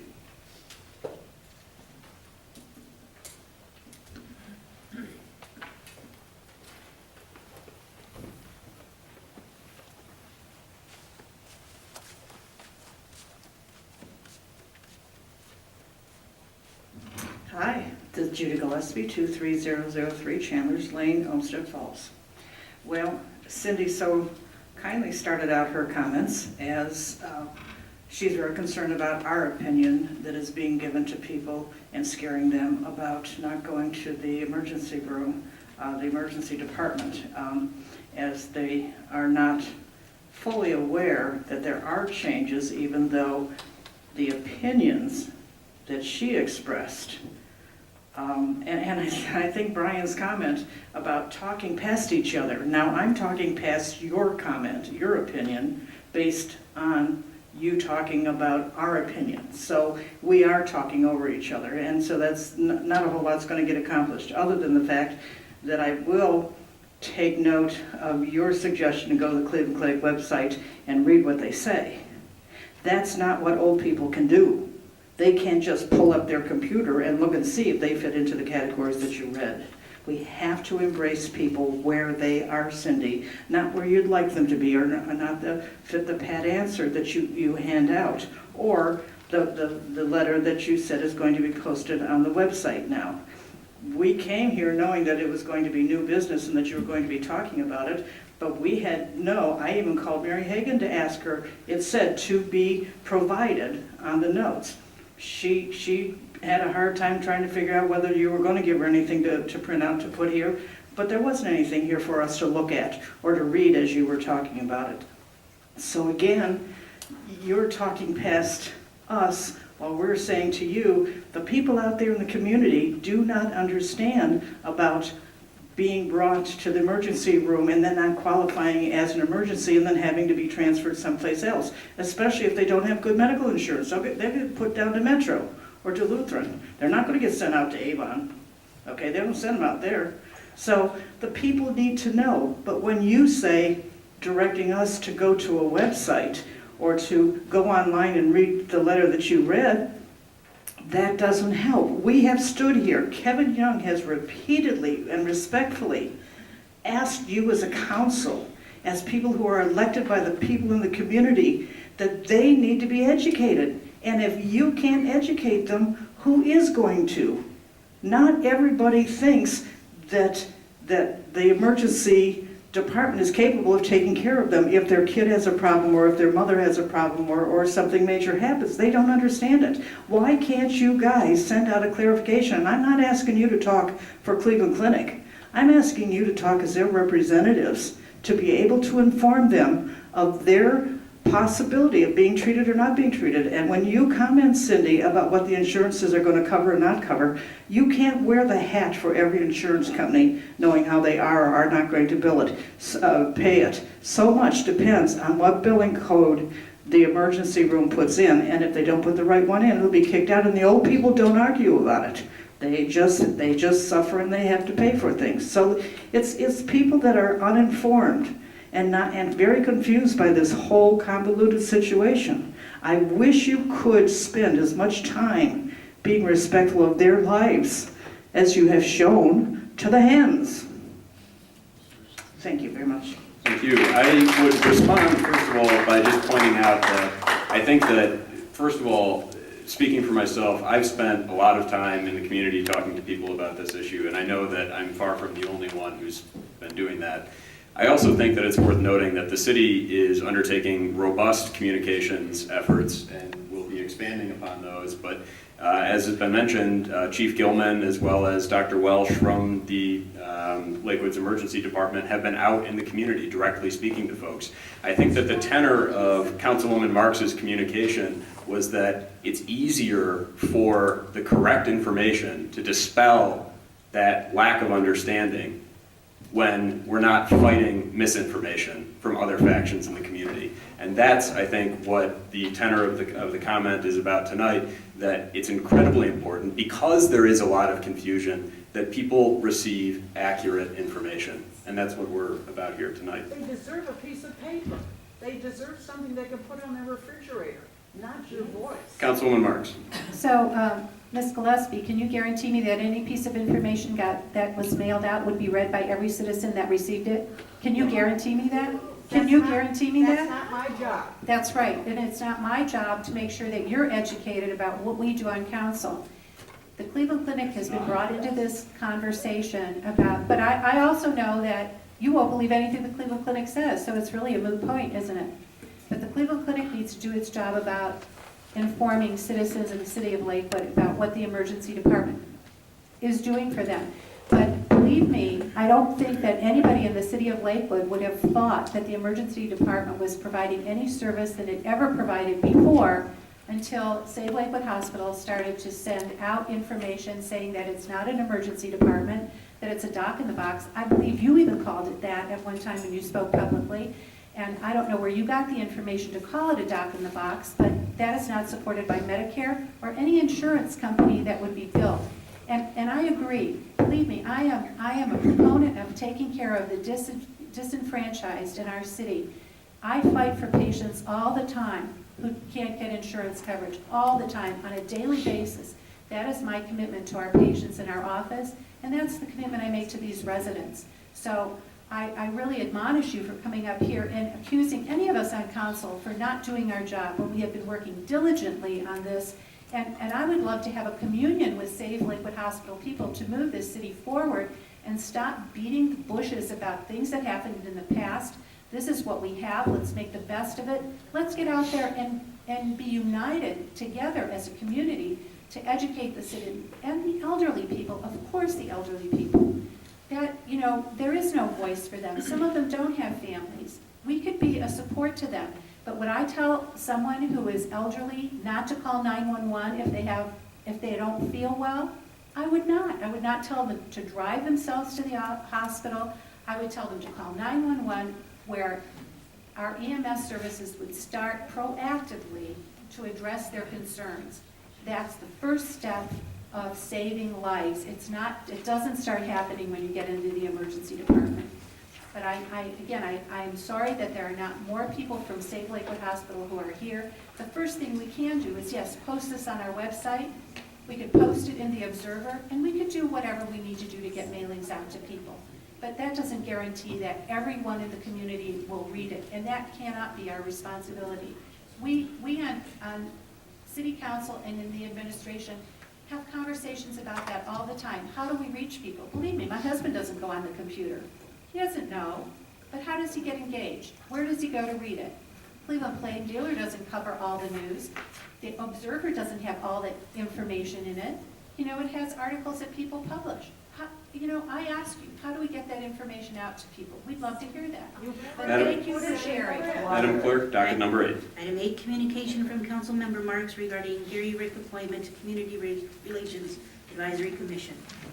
Thank you, Mr. President. It's my pleasure to appoint Gary to the Community Relations Advisory Commission for a 3-year term beginning January 1st, 2016. Mr. Rick has actively been involved in the City of Lakewood as the director of the YMCA Lakewood branch. His knowledge of Lakewood's diverse population and his commitment to serving our community will certainly enhance the ability of this commission to serve our city. Please join me in thanking Mr. Rick for his willingness to serve on this important commission. I move to receive and file. Second. Motion's been made and seconded. Any discussion on the motion to receive and file that communication? Hearing none. All those in favor say aye. Aye. All those opposed? That motion passes. Item 9, communication from Councilmember Litton regarding Rachel Donaldson to Lakewood Community Relations Advisory Committee. Councilman Litton. Thank you, Mr. Chair. Dear colleagues, I rise today to appoint Rachel Donaldson to the Lakewood Community Relations Advisory Commission. I've come to know Rachel as an engaged Lakewood neighbor who is highly qualified for and committed to the goals of this vital commission. I am sure she will serve all of Lakewood well in this position. As such, I ask for council's favorable consideration of this nomination regarding service. Move to receive and file. Second. Motion's been made and seconded. Any discussion on that motion? Hearing none. All those in favor say aye. Aye. All those opposed, that motion passes. Item 12, communication from Police Chief Malley regarding receipt of $868.99 from Ohio Technical Officers Association. Chief Malley. Thank you, Mr. President. Dear members of council, as required by LCO 111.14, I'm notifying you of a donation to the Lakewood Police Department of $868.99. The Ohio Tactical Officers Association is holding a conference June 6th to 10th, 2016, and they have donated to us seats for 8 officers at the conference, tuition free. The officers will mostly be taking part in only one-day sessions of the conference at Sandusky. Thank you for your consideration, sincerely. Thank you. Move to receive and file that communication. Second. Motion's been made and seconded. Any discussion on that motion to receive and file? Hearing none. All those in favor signify by saying aye. Aye. All those opposed, that motion passes. Item 13, communication from Finance Director Pay regarding amending purchasing and contracting ordinance fiscal year 2016. Director Pay. Thank you. Attached is a amended ordinance reflecting increased contracting authority in the amount of $80,000 in the 3 various areas as listed in the correspondence. Please refer to the Finance Committee for further discussion, respectfully. Thank you. Move to receive and file that communication. Second. Motion's been made and seconded. Discussion on that motion. Hearing none. All those in favor say aye. Aye. All those opposed, that motion passes. Item 14, ordinance 3615B and ordinance amending ordinance 3615A adopted February 16, 2016 to advertise for bids and enter into contracts for the purchase of repair, maintenance, and operating supplies, services, and equipment as authorized by the 2016 appropriation ordinance and the administrative code of the city with the lowest and best bidder or bidders or as otherwise provided by law. Move to refer to Finance. Second. Motion's been made and seconded. Any discussion on that motion to refer to Finance? Hearing none. All those in favor say aye. Aye. All those opposed, that motion passes. Item 15, communication from Law Director Butler regarding the Meridian Condominium Shoreline Protection Final Assessment Ordinance. Law Director Butler. Thank you, Mr. Chair. I will not read the communication, but I'll commit it to your attention and ask that the following ordinance be referred to a committee of your choosing for further deliberation. It's the ordinance that would carry forward the special assessment process for the Meridian Condominium Shoreline Protection Project. That process having begun with a resolution of necessity and then continued with a meeting of the Board of Revision of Assessments, a report back to City Council, I believe the last meeting from the board, and now the introduction of this final assessment ordinance. Thank you. Thank you. I would note on this topic in the docket, generally our next couple items, council will notice that this particular ordinance might be most appropriately referred to a committee like Public Works, and the next ordinance might be more naturally referred to a committee like Finance, given its financial nature. However, given that both of these ordinances pertain to the ultimate project, it's been suggested that either a joint referral or a referral of both to committee of the whole or something of that nature might be preferable to independent referrals. I don't express a preference, but open that topic up to council's consideration. Councilman Bullock. Thanks, Mr. Chair. I'd be happy to preside over a Finance Committee hearing on any or all. The previous ordinance was just referred to Finance, so Finance will have to meet in the near future anyway. And I think in your suggested write-up, you were talking about Public Works and Finance. Certainly both committees have relevant jurisdiction here. There's a significant overlap. I'm actually forgetting the membership, the full membership of Public Works. David, are you it's Nowlan and myself and you as well. So, one approach could be just take it all in Finance, and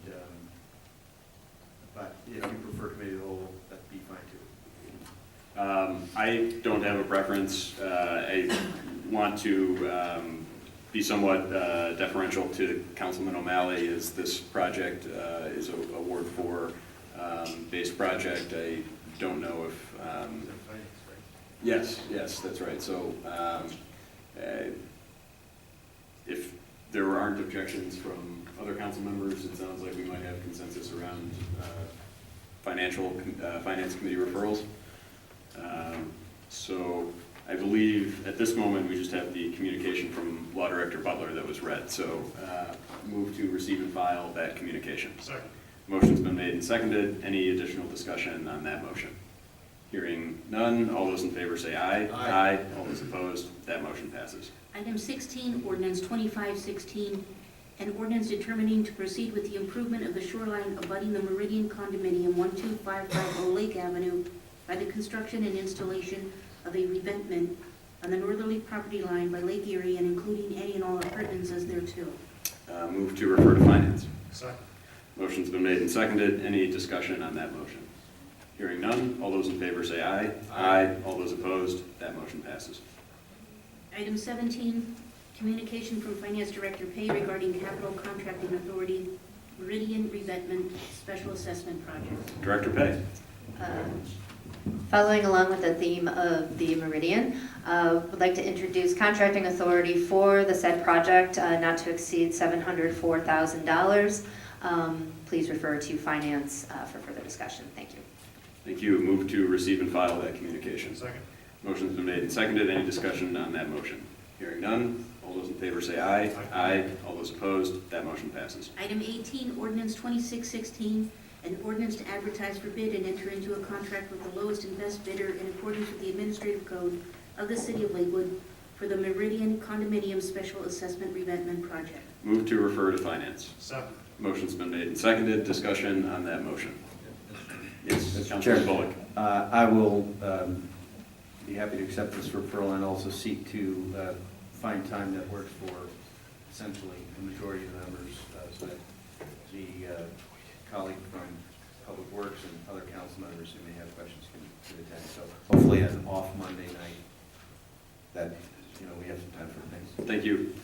I believe we have a motion and a second to refer to finance. Any additional comment or discussion? Hearing none.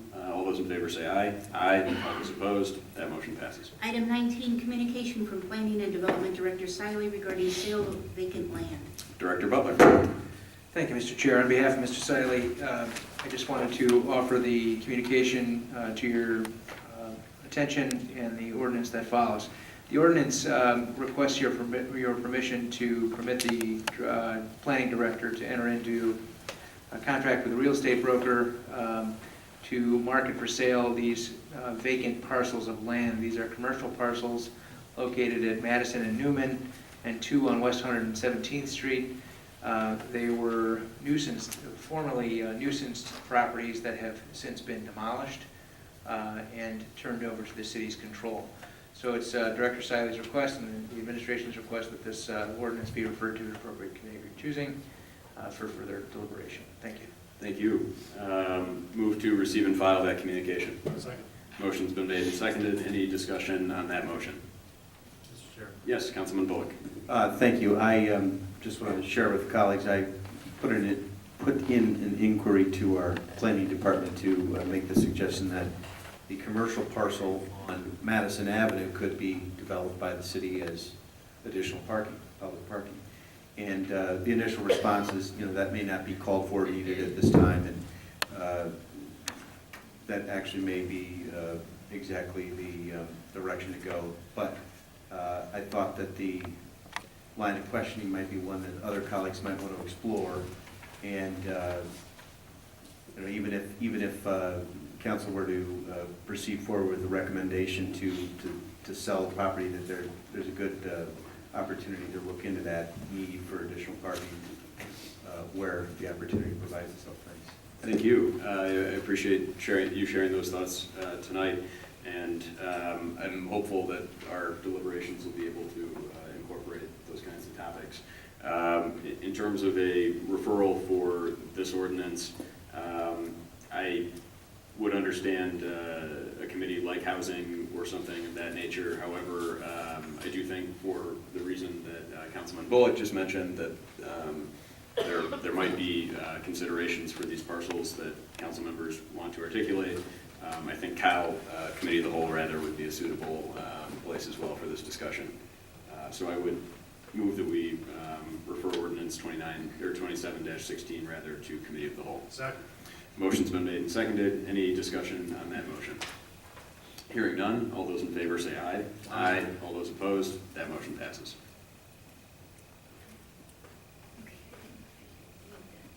Oh, I'm sorry, we just had the motion to receive and file the communication. So we had a motion, I moved to receive and file the communication from Law Director Butler on behalf of Director Siley. Motion's been made and seconded. Any additional discussion on the receiving and filing of the communication? Hearing none, all those in favor say aye. Aye. All those opposed, that motion passes. Item 20, ordinance 2716, an ordinance to enter into an agreement with a licensed real estate broker to market for sale the real property located at 11900 Madison Avenue, 1468 West 117th Street, and 148284 West 117th Street for a period of 120 days pursuant to section 15507 of the codified ordinances. Now I would move that ordinance 27-16 be referred to Committee of the Whole. Second. Motion's been made and seconded. Any discussion on that referral? Hearing none, all those in favor say aye. Aye. All those opposed, that motion passes. Item 21, liquor permit application for a new C1 and C2 permit class to Nature's Oasis 15613 Detroit. Law Director Butler or Chief Malley, do we have a report for the, we do not have a report yet. Okay. Then I would move to defer this permit application. Second. Any discussion on the motion to defer? Hearing none. All those in favor say aye. Aye. All those opposed? That motion passes. That brings us to the end of our docket this evening. We do have several folks signed in for public comment. The first is Judy Gillespie.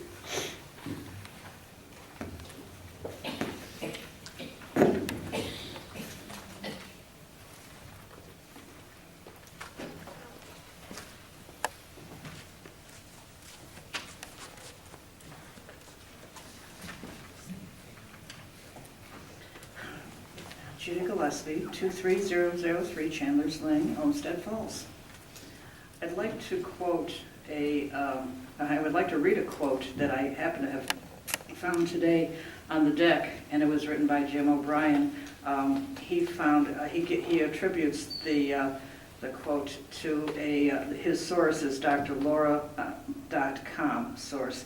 He said, "Don't cling to a mistake just because you spent a lot of time making it."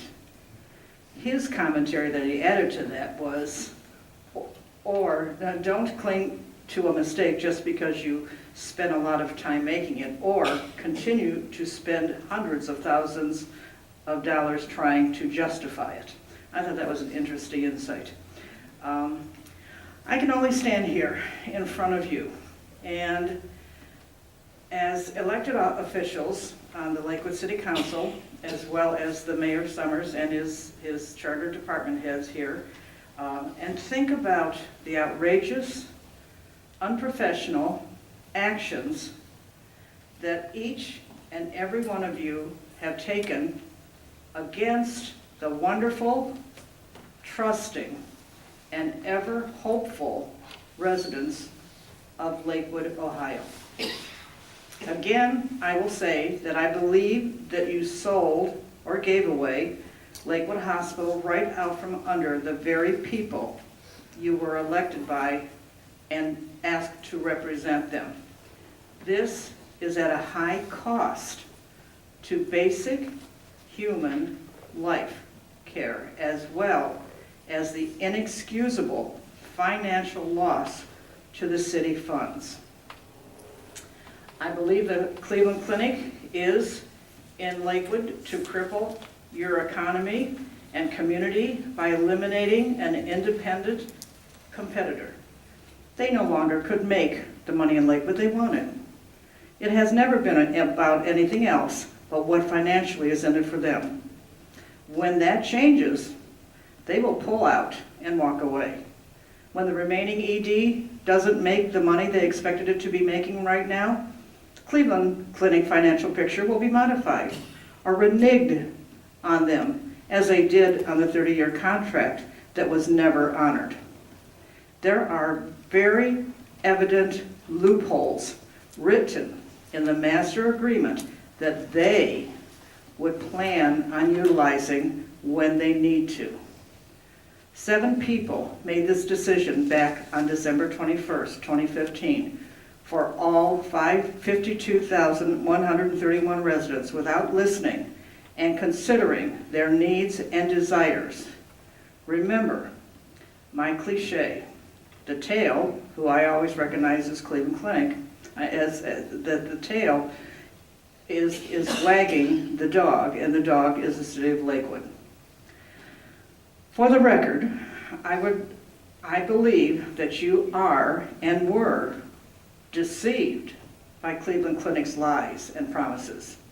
Even now, through Mayor Summers' deposition, we learn that his legal counsel is now requesting the court to permit reversal of no answers to yes and yes answers to no. My thought is, who is he protecting, or who is he trying to deceive? In closing, I would like to share with you collectively another word from me to you. The word is illusion. The simple definition, the internet listed 3 simple definitions. Something that looks or seems different from what it is. The second suggestion is something that is false or not real, but that seems to be true or real. The third version is an incorrect idea, an idea that is based on something that is not true. I think there's a really good illusionary job being done on the people that have chosen to live in Lakewood. My source is the Merriam-Webster's Learner's Dictionary on the internet. Thank you. Thank you. Our next speaker is Brian Essie.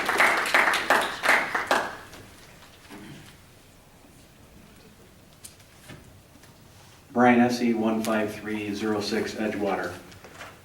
Comments on the new foundation by Mr. Anderson, I think are appropriate. If we have 1/3 approximately of the people that are covered by the Cleveland Clinic Health System, the community health needs assessment done by the clinic may not be accurate, although I'm not an expert on that subject. I also appreciate Councilwoman Marks and Councilman O'Leary's comments that express some concern in the underlying data and reliance on the prior community health assessments, needs assessments done by the Cleveland Clinic, upon which the master agreement was based. So that gives me great concern. I think Dr. Kilroy is here. He had talked to, I think, all of you about the need for doing that prior to going through with the master agreement. So now we're at another crossroads with the new foundation. I would implore you that talking to a lawyer about foundations and talking about who's going to man it is not as important as getting the community health needs assessment correct. And as Mr. Summers pointed out, it is true the master agreement speaks to that, but it speaks to the clinic doing that as a separate thing from its Fairview Hospital community needs assessment in relation only, as I read the document, to how we're going to manage changing, or the clinic is managing changing the services at the FHC. So I certainly hope that the new foundation is not going to be used to support the FHC, although there may be certain things related to that. So I think we have a definite need for a community assessment, and I think getting the right people in our community, and perhaps from without it, is a first step. May I suggest that whatever you decide, you don't allow the trustees of the new foundation to choose the trustees, and they be chosen by you and the mayor. That's all I have on that. Now, backing up to something that was sort of disturbing to me that I saw in the Applebee's brief that you're all a party to, and Mr. Butler filed a week or so ago in the Skindle versus Madigan matter. My reading of what's on the website, there were select committee meetings directed or headed by the mayor that were done in an executive session within LHA. There were step 2 committee meetings that were in the minutes on the website that were done in executive sessions with Cleveland Clinic people present, and directed with their lawyer, Mr. Meehan, admonishing people about their fiduciary duties, advising them about their duties of confidentiality. And there were executive sessions conducted by this body, albeit with two others, other than Mr. Litton and Mr. O'Malley, prior to the Graham litigation. But yet the brief filed in court suggests that Mr. Graham and his fellow plaintiffs caused this body to go into executive session to negotiate the master agreement. To paraphrase from that document, the negotiations of the agreement related to the litigation. The release was a central tenet, those are words in the brief that you all are parties to. The litigation impacted every facet of the negotiation of the future of healthcare. And these were the reasons to go into executive session. I might ask, why aren't you in executive session right now when we're talking about the foundation that was created per the master agreement because the litigation is still pending? May I suggest, this has been a colossal mistake to use citizens as excuses in their litigation for transparency and alleged corruption by the mayor as an excuse to hide in executive session and hide behind lawyers and their advice. And Ms. Marks, in relation to this comment, I don't believe that you can save Lakewood Hospital for the lack of traffic at the emergency room. There's a lot of misinformation that's come out of this body and by this administration. I still don't have any response to the wind down costs. No real explanation of who, what, where, when alleged bankruptcy, but this is a major reason used by the litigators, Mr. Cahill, in arguing in the Skindle versus Madigan case that if we didn't get that thing passed right away, we were going to have, LHA was going to file bankruptcy. No document exists except Mr. Butler's legal opinion of question and answer that he made public prior to going into negotiating with the clinic that gave up the position. This is really bad. There's a document that still I would like a copy of because I know the Select Committee had, it's called the written report in the December 12th, 2013 minutes of a special meeting where the Select Committee was at. I'm sorry, Mr. Essie will have to leave. I like that document. Thank you. Thanks.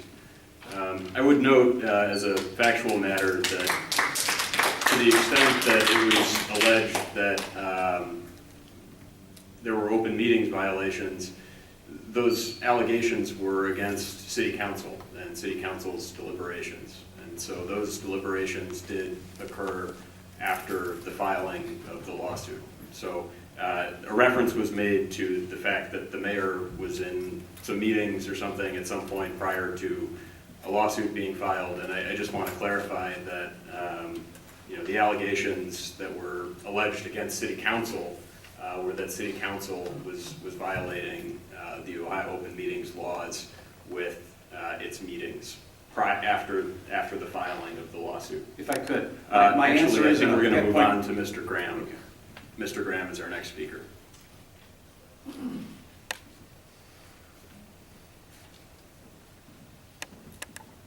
Edward Graham, 1286 Chase.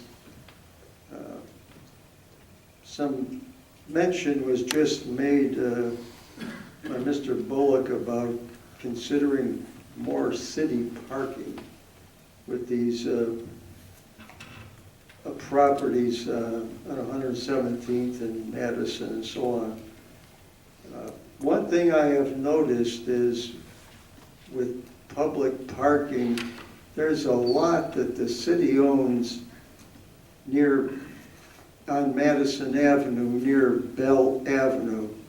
There used to be parking meters in there, and they have been removed. Now, I don't know why they were removed. I don't ever remember seeing anything in the paper about some reason why you would remove parking meters from a city-owned lot. But essentially, the city has property there that it has no business owning if it isn't going to generate some revenue from it. I don't think it's the business of the city to provide free parking for businesses. If you go down to Warren in Detroit, those lots there that the city owns, they all have parking meters, so you have to pay to park there. So I would hope this council would look into is why we have a piece of property that generates no revenue for the city.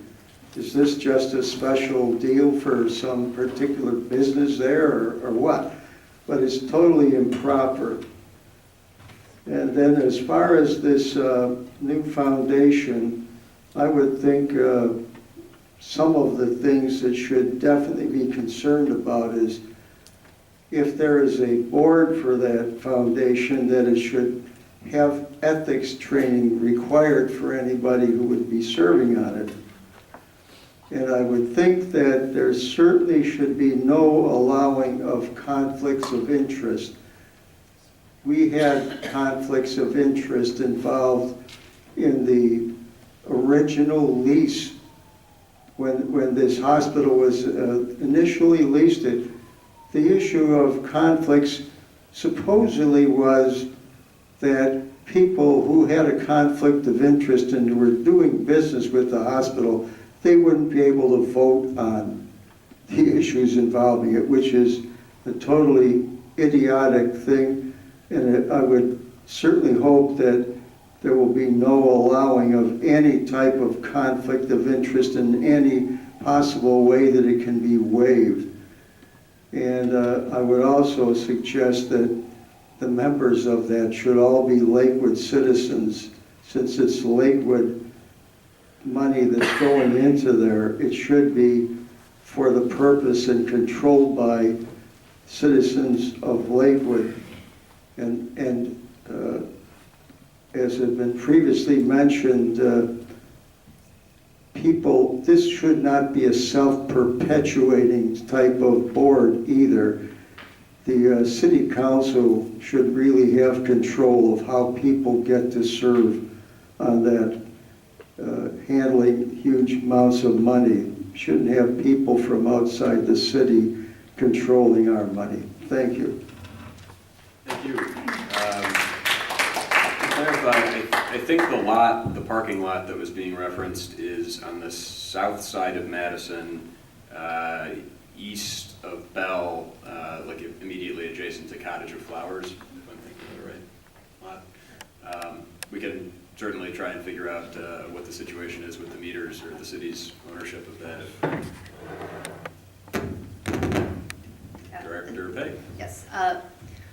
Because we receive revenue from parking lots, we have to pay property taxes on them. And the revenues from the lots were not covering the property tax that was being paid on that lot. So the decision was made to remove the parking meters so we would not have to pay property tax. Thanks for that clarification. Our next speaker is Vonnie Rubin.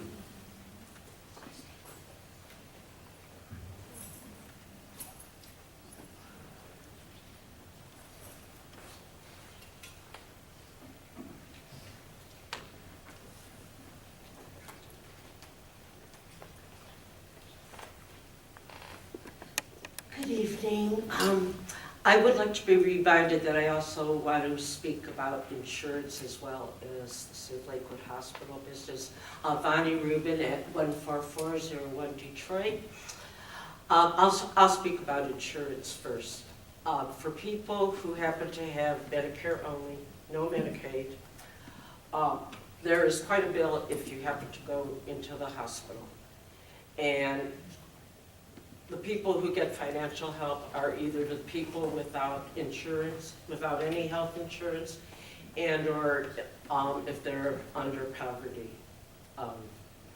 limit, whatever that is, I forgot, something like $12,000 a year, I believe. Possibly more, I'm sure one of you know what it is. Anyway, you do have to pay a heavy co-payment for going into the hospital and a fair amount if you go to the emergency room. And I do know what I'm talking about because I have received bills in the past. Moving on from insurance, I closely listened to the people who are talking about their chicken coops, and I was very impressed with the way they work together as a community, which our group, Save Lakewood Hospital, does also. I'm so impressed with the people in this group. We're a very nice group made up of many kind people who strongly believe in this cause about our hospital, and I just can't understand why we can't work together. Apparently, other groups and committees have worked with you successfully too. I also was on another group that it took some time. We had a pilot program as did the, I'm sorry, I have a bad headache, so I'm trying hard to get my thoughts together, and I didn't have any paper with me. I was on the committee for leash dogs in Lakewood Park because there was a time when dogs were not allowed in Lakewood Park, as you may remember, Mayor. And there were 2 people who voted against having dogs in the park, but this committee provided dispensers which are for bags, which are in Lakewood Park. They've helped keep the park clean. In fact, they've helped put keep the park clean for many years, and there are many dogs happily roaming around the park without too many problems, as far as I know. And this committee hasn't even been recognized, which I believe they should be. But anyway, getting back to this, I don't understand why our group, Save Lakewood Hospital, can't work together with you. Instead of, it doesn't seem to me like we are getting anywhere with the council. We're educating a lot of people in Lakewood. Everybody seems to want the hospital to remain open. Everybody, except from what I see, 7 people and the mayor. Thank you for listening. Our next speaker is Terry Kilroy.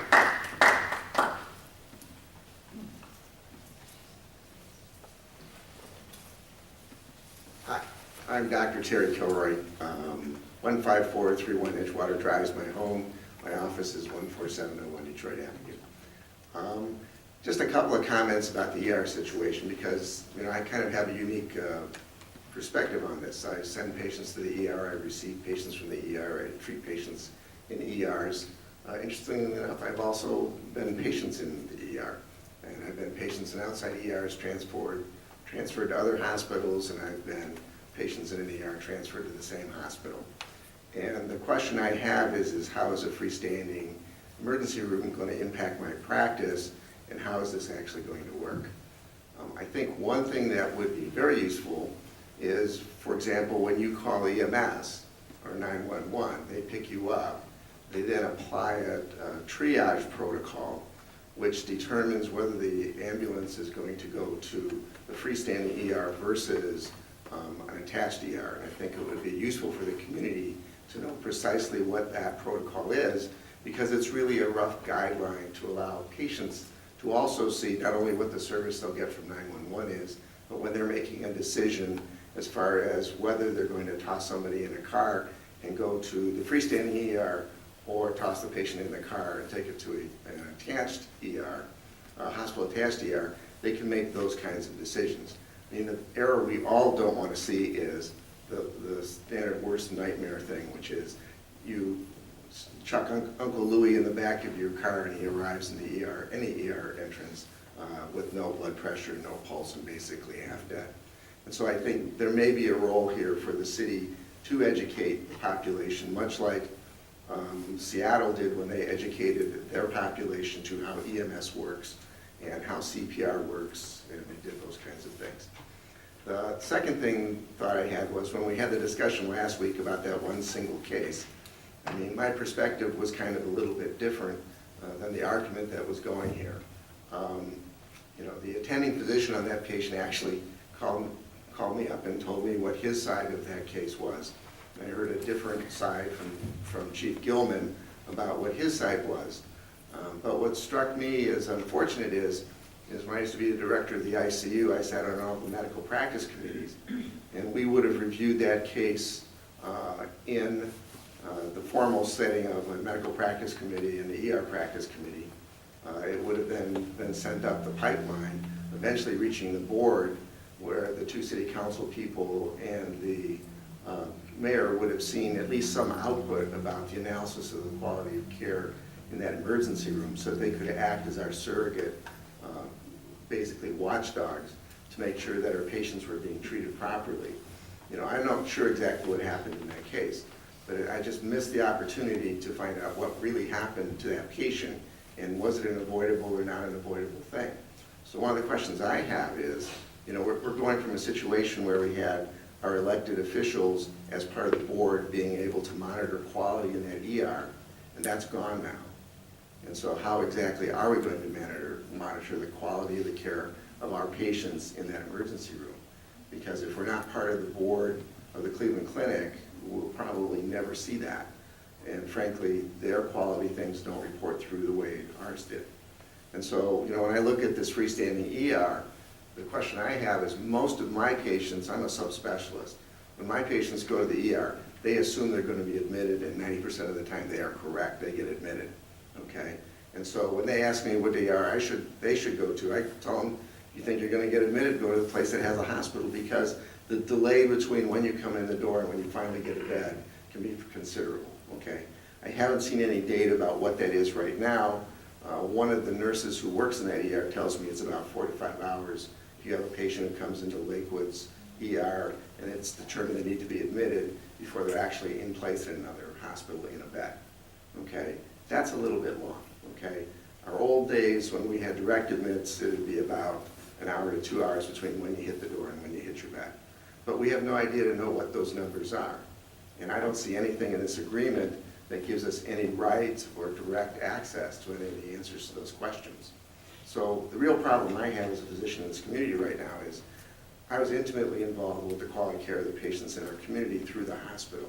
Now that that's not there, what is the role of the city in guaranteeing the quality of care of the people taken care of in that ER, in my office, in the family health center, or any other facility that's really operating in this community? Thanks, Dr. Gilroy.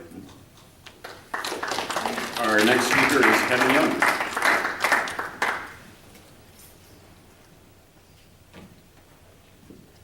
Kevin Young, 1598 Elver Avenue. Good evening, everybody. Councilperson Marks is a lovely lady, and I really don't enjoy any opportunity that may come up here to beat up anybody on that dais or any city official. So if it seemed that that was the case, I want to apologize. This emergency room situation is not altogether being served by posting something on the website.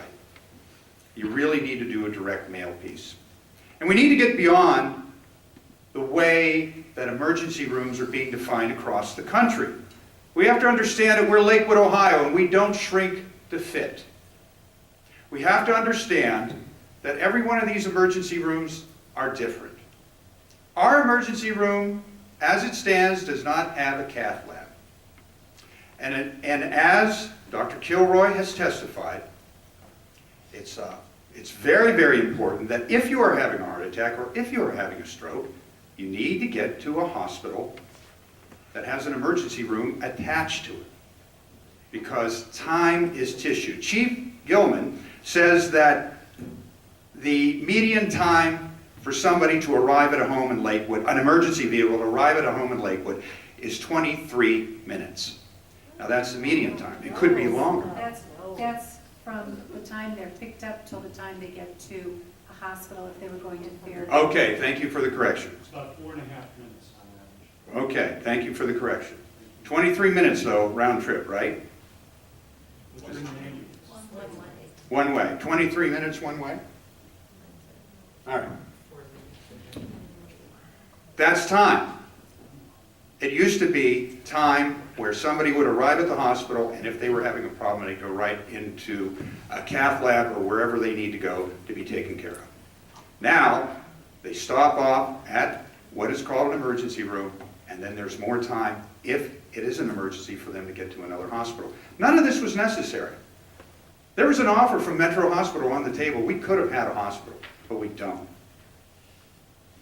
You really need to do a direct mail piece to make it clear what Dr. Kilroy says, and that is, if you're having a heart attack or a stroke, you need to get to a full-service hospital that has an emergency room attached to it.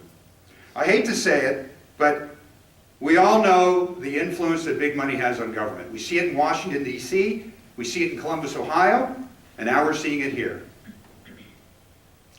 I would bet dollars to donuts if the Cleveland Clinic was selling chicken feed, there'd be a chicken coop in every yard in this town. The decisions that were made concerning our hospital were made by people who had an interest in seeing the Cleveland Clinic's interest advanced. And that is a big problem, and that is why I'm so concerned about what anything is said about the emergency room outside of what I hear from the doctors on our committee and what I hear from doctors who don't have a financial interest in putting out the propaganda that we hear from the Cleveland Clinic. Thank you very much. Thank you. I would note in response to that comment that it's a little bit perplexing that there's a request to send out a direct mail piece and communicate these things, but also an assertion that the information that's being put out is inaccurate or propaganda. And I think that that's unfortunate. The other thing that I would like to mention, just from a public safety standpoint, since I think, again, unfortunately, there were allusions made to the fact that the emergency department in Lakewood is not an emergency department or is something other than an emergency department. It is so called an emergency department because it so is an emergency department. And that is what we need people in the community to understand. Likewise, we need people in the community to understand that if you are having a heart attack or a stroke, the advice is not to get yourself to a nearest emergency department with hospital attached.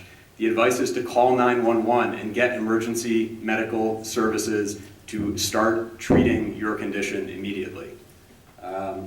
Councilman Bullock, did you have anything to add? Yeah. Thanks, Mr. Chair.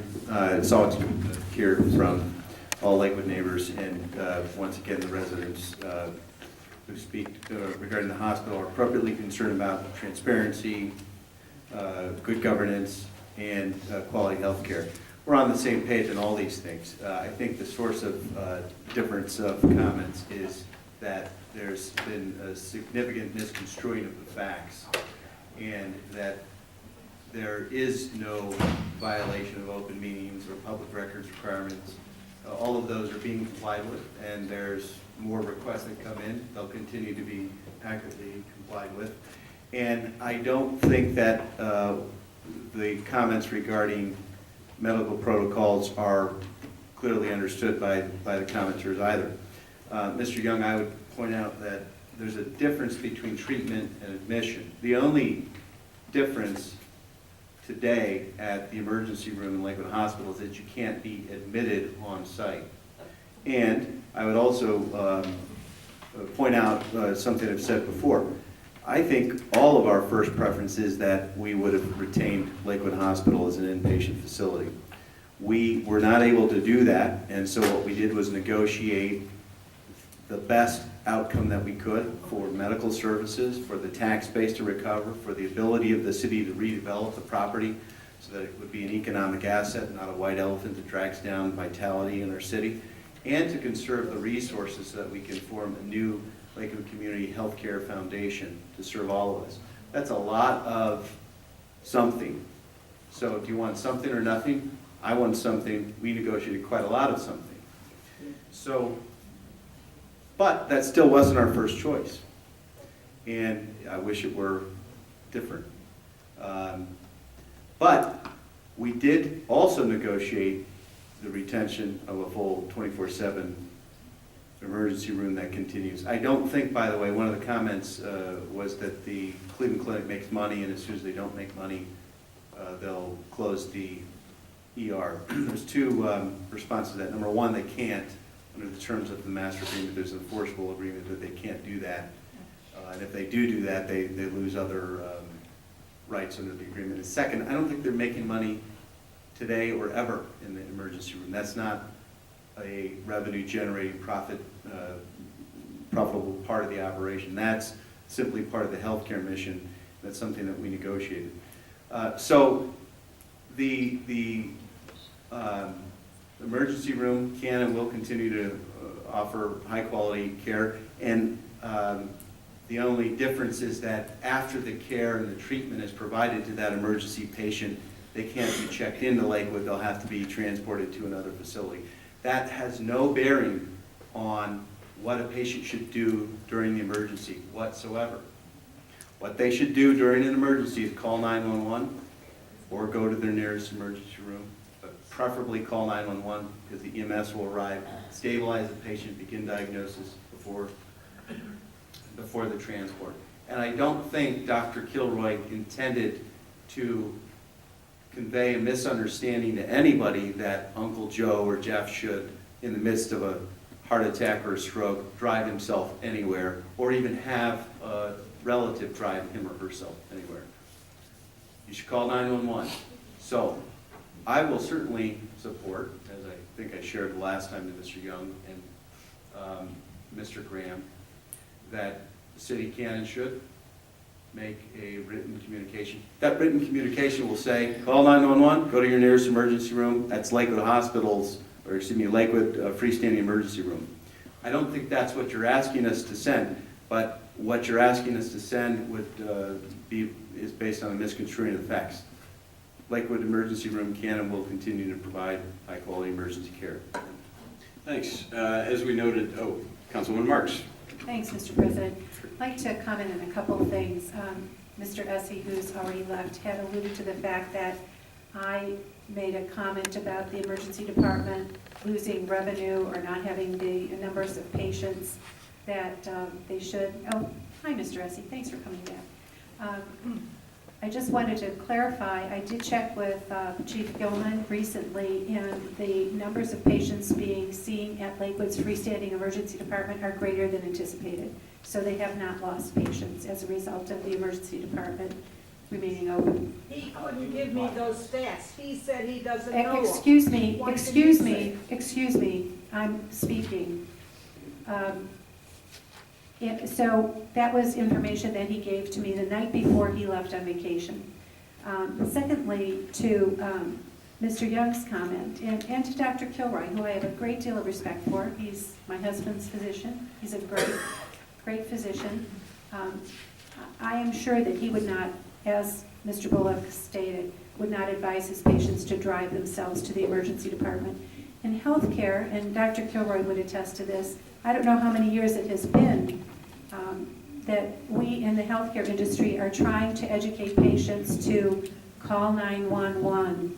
Call 911. If you think you're having a heart attack or a stroke, there's no faster way to start the care than to call 911. And I can tell you in healthcare, we have been sending out that message for years, but people still continue to drive themselves to the emergency department. So I don't know how we get people to change their behavior, but I'm into saving lives. Believe me, if somebody I love or care about, I would never drive them to the emergency department, even if I had to pay the bill for an ambulance. Their life is more important than the cost of an ambulance transport.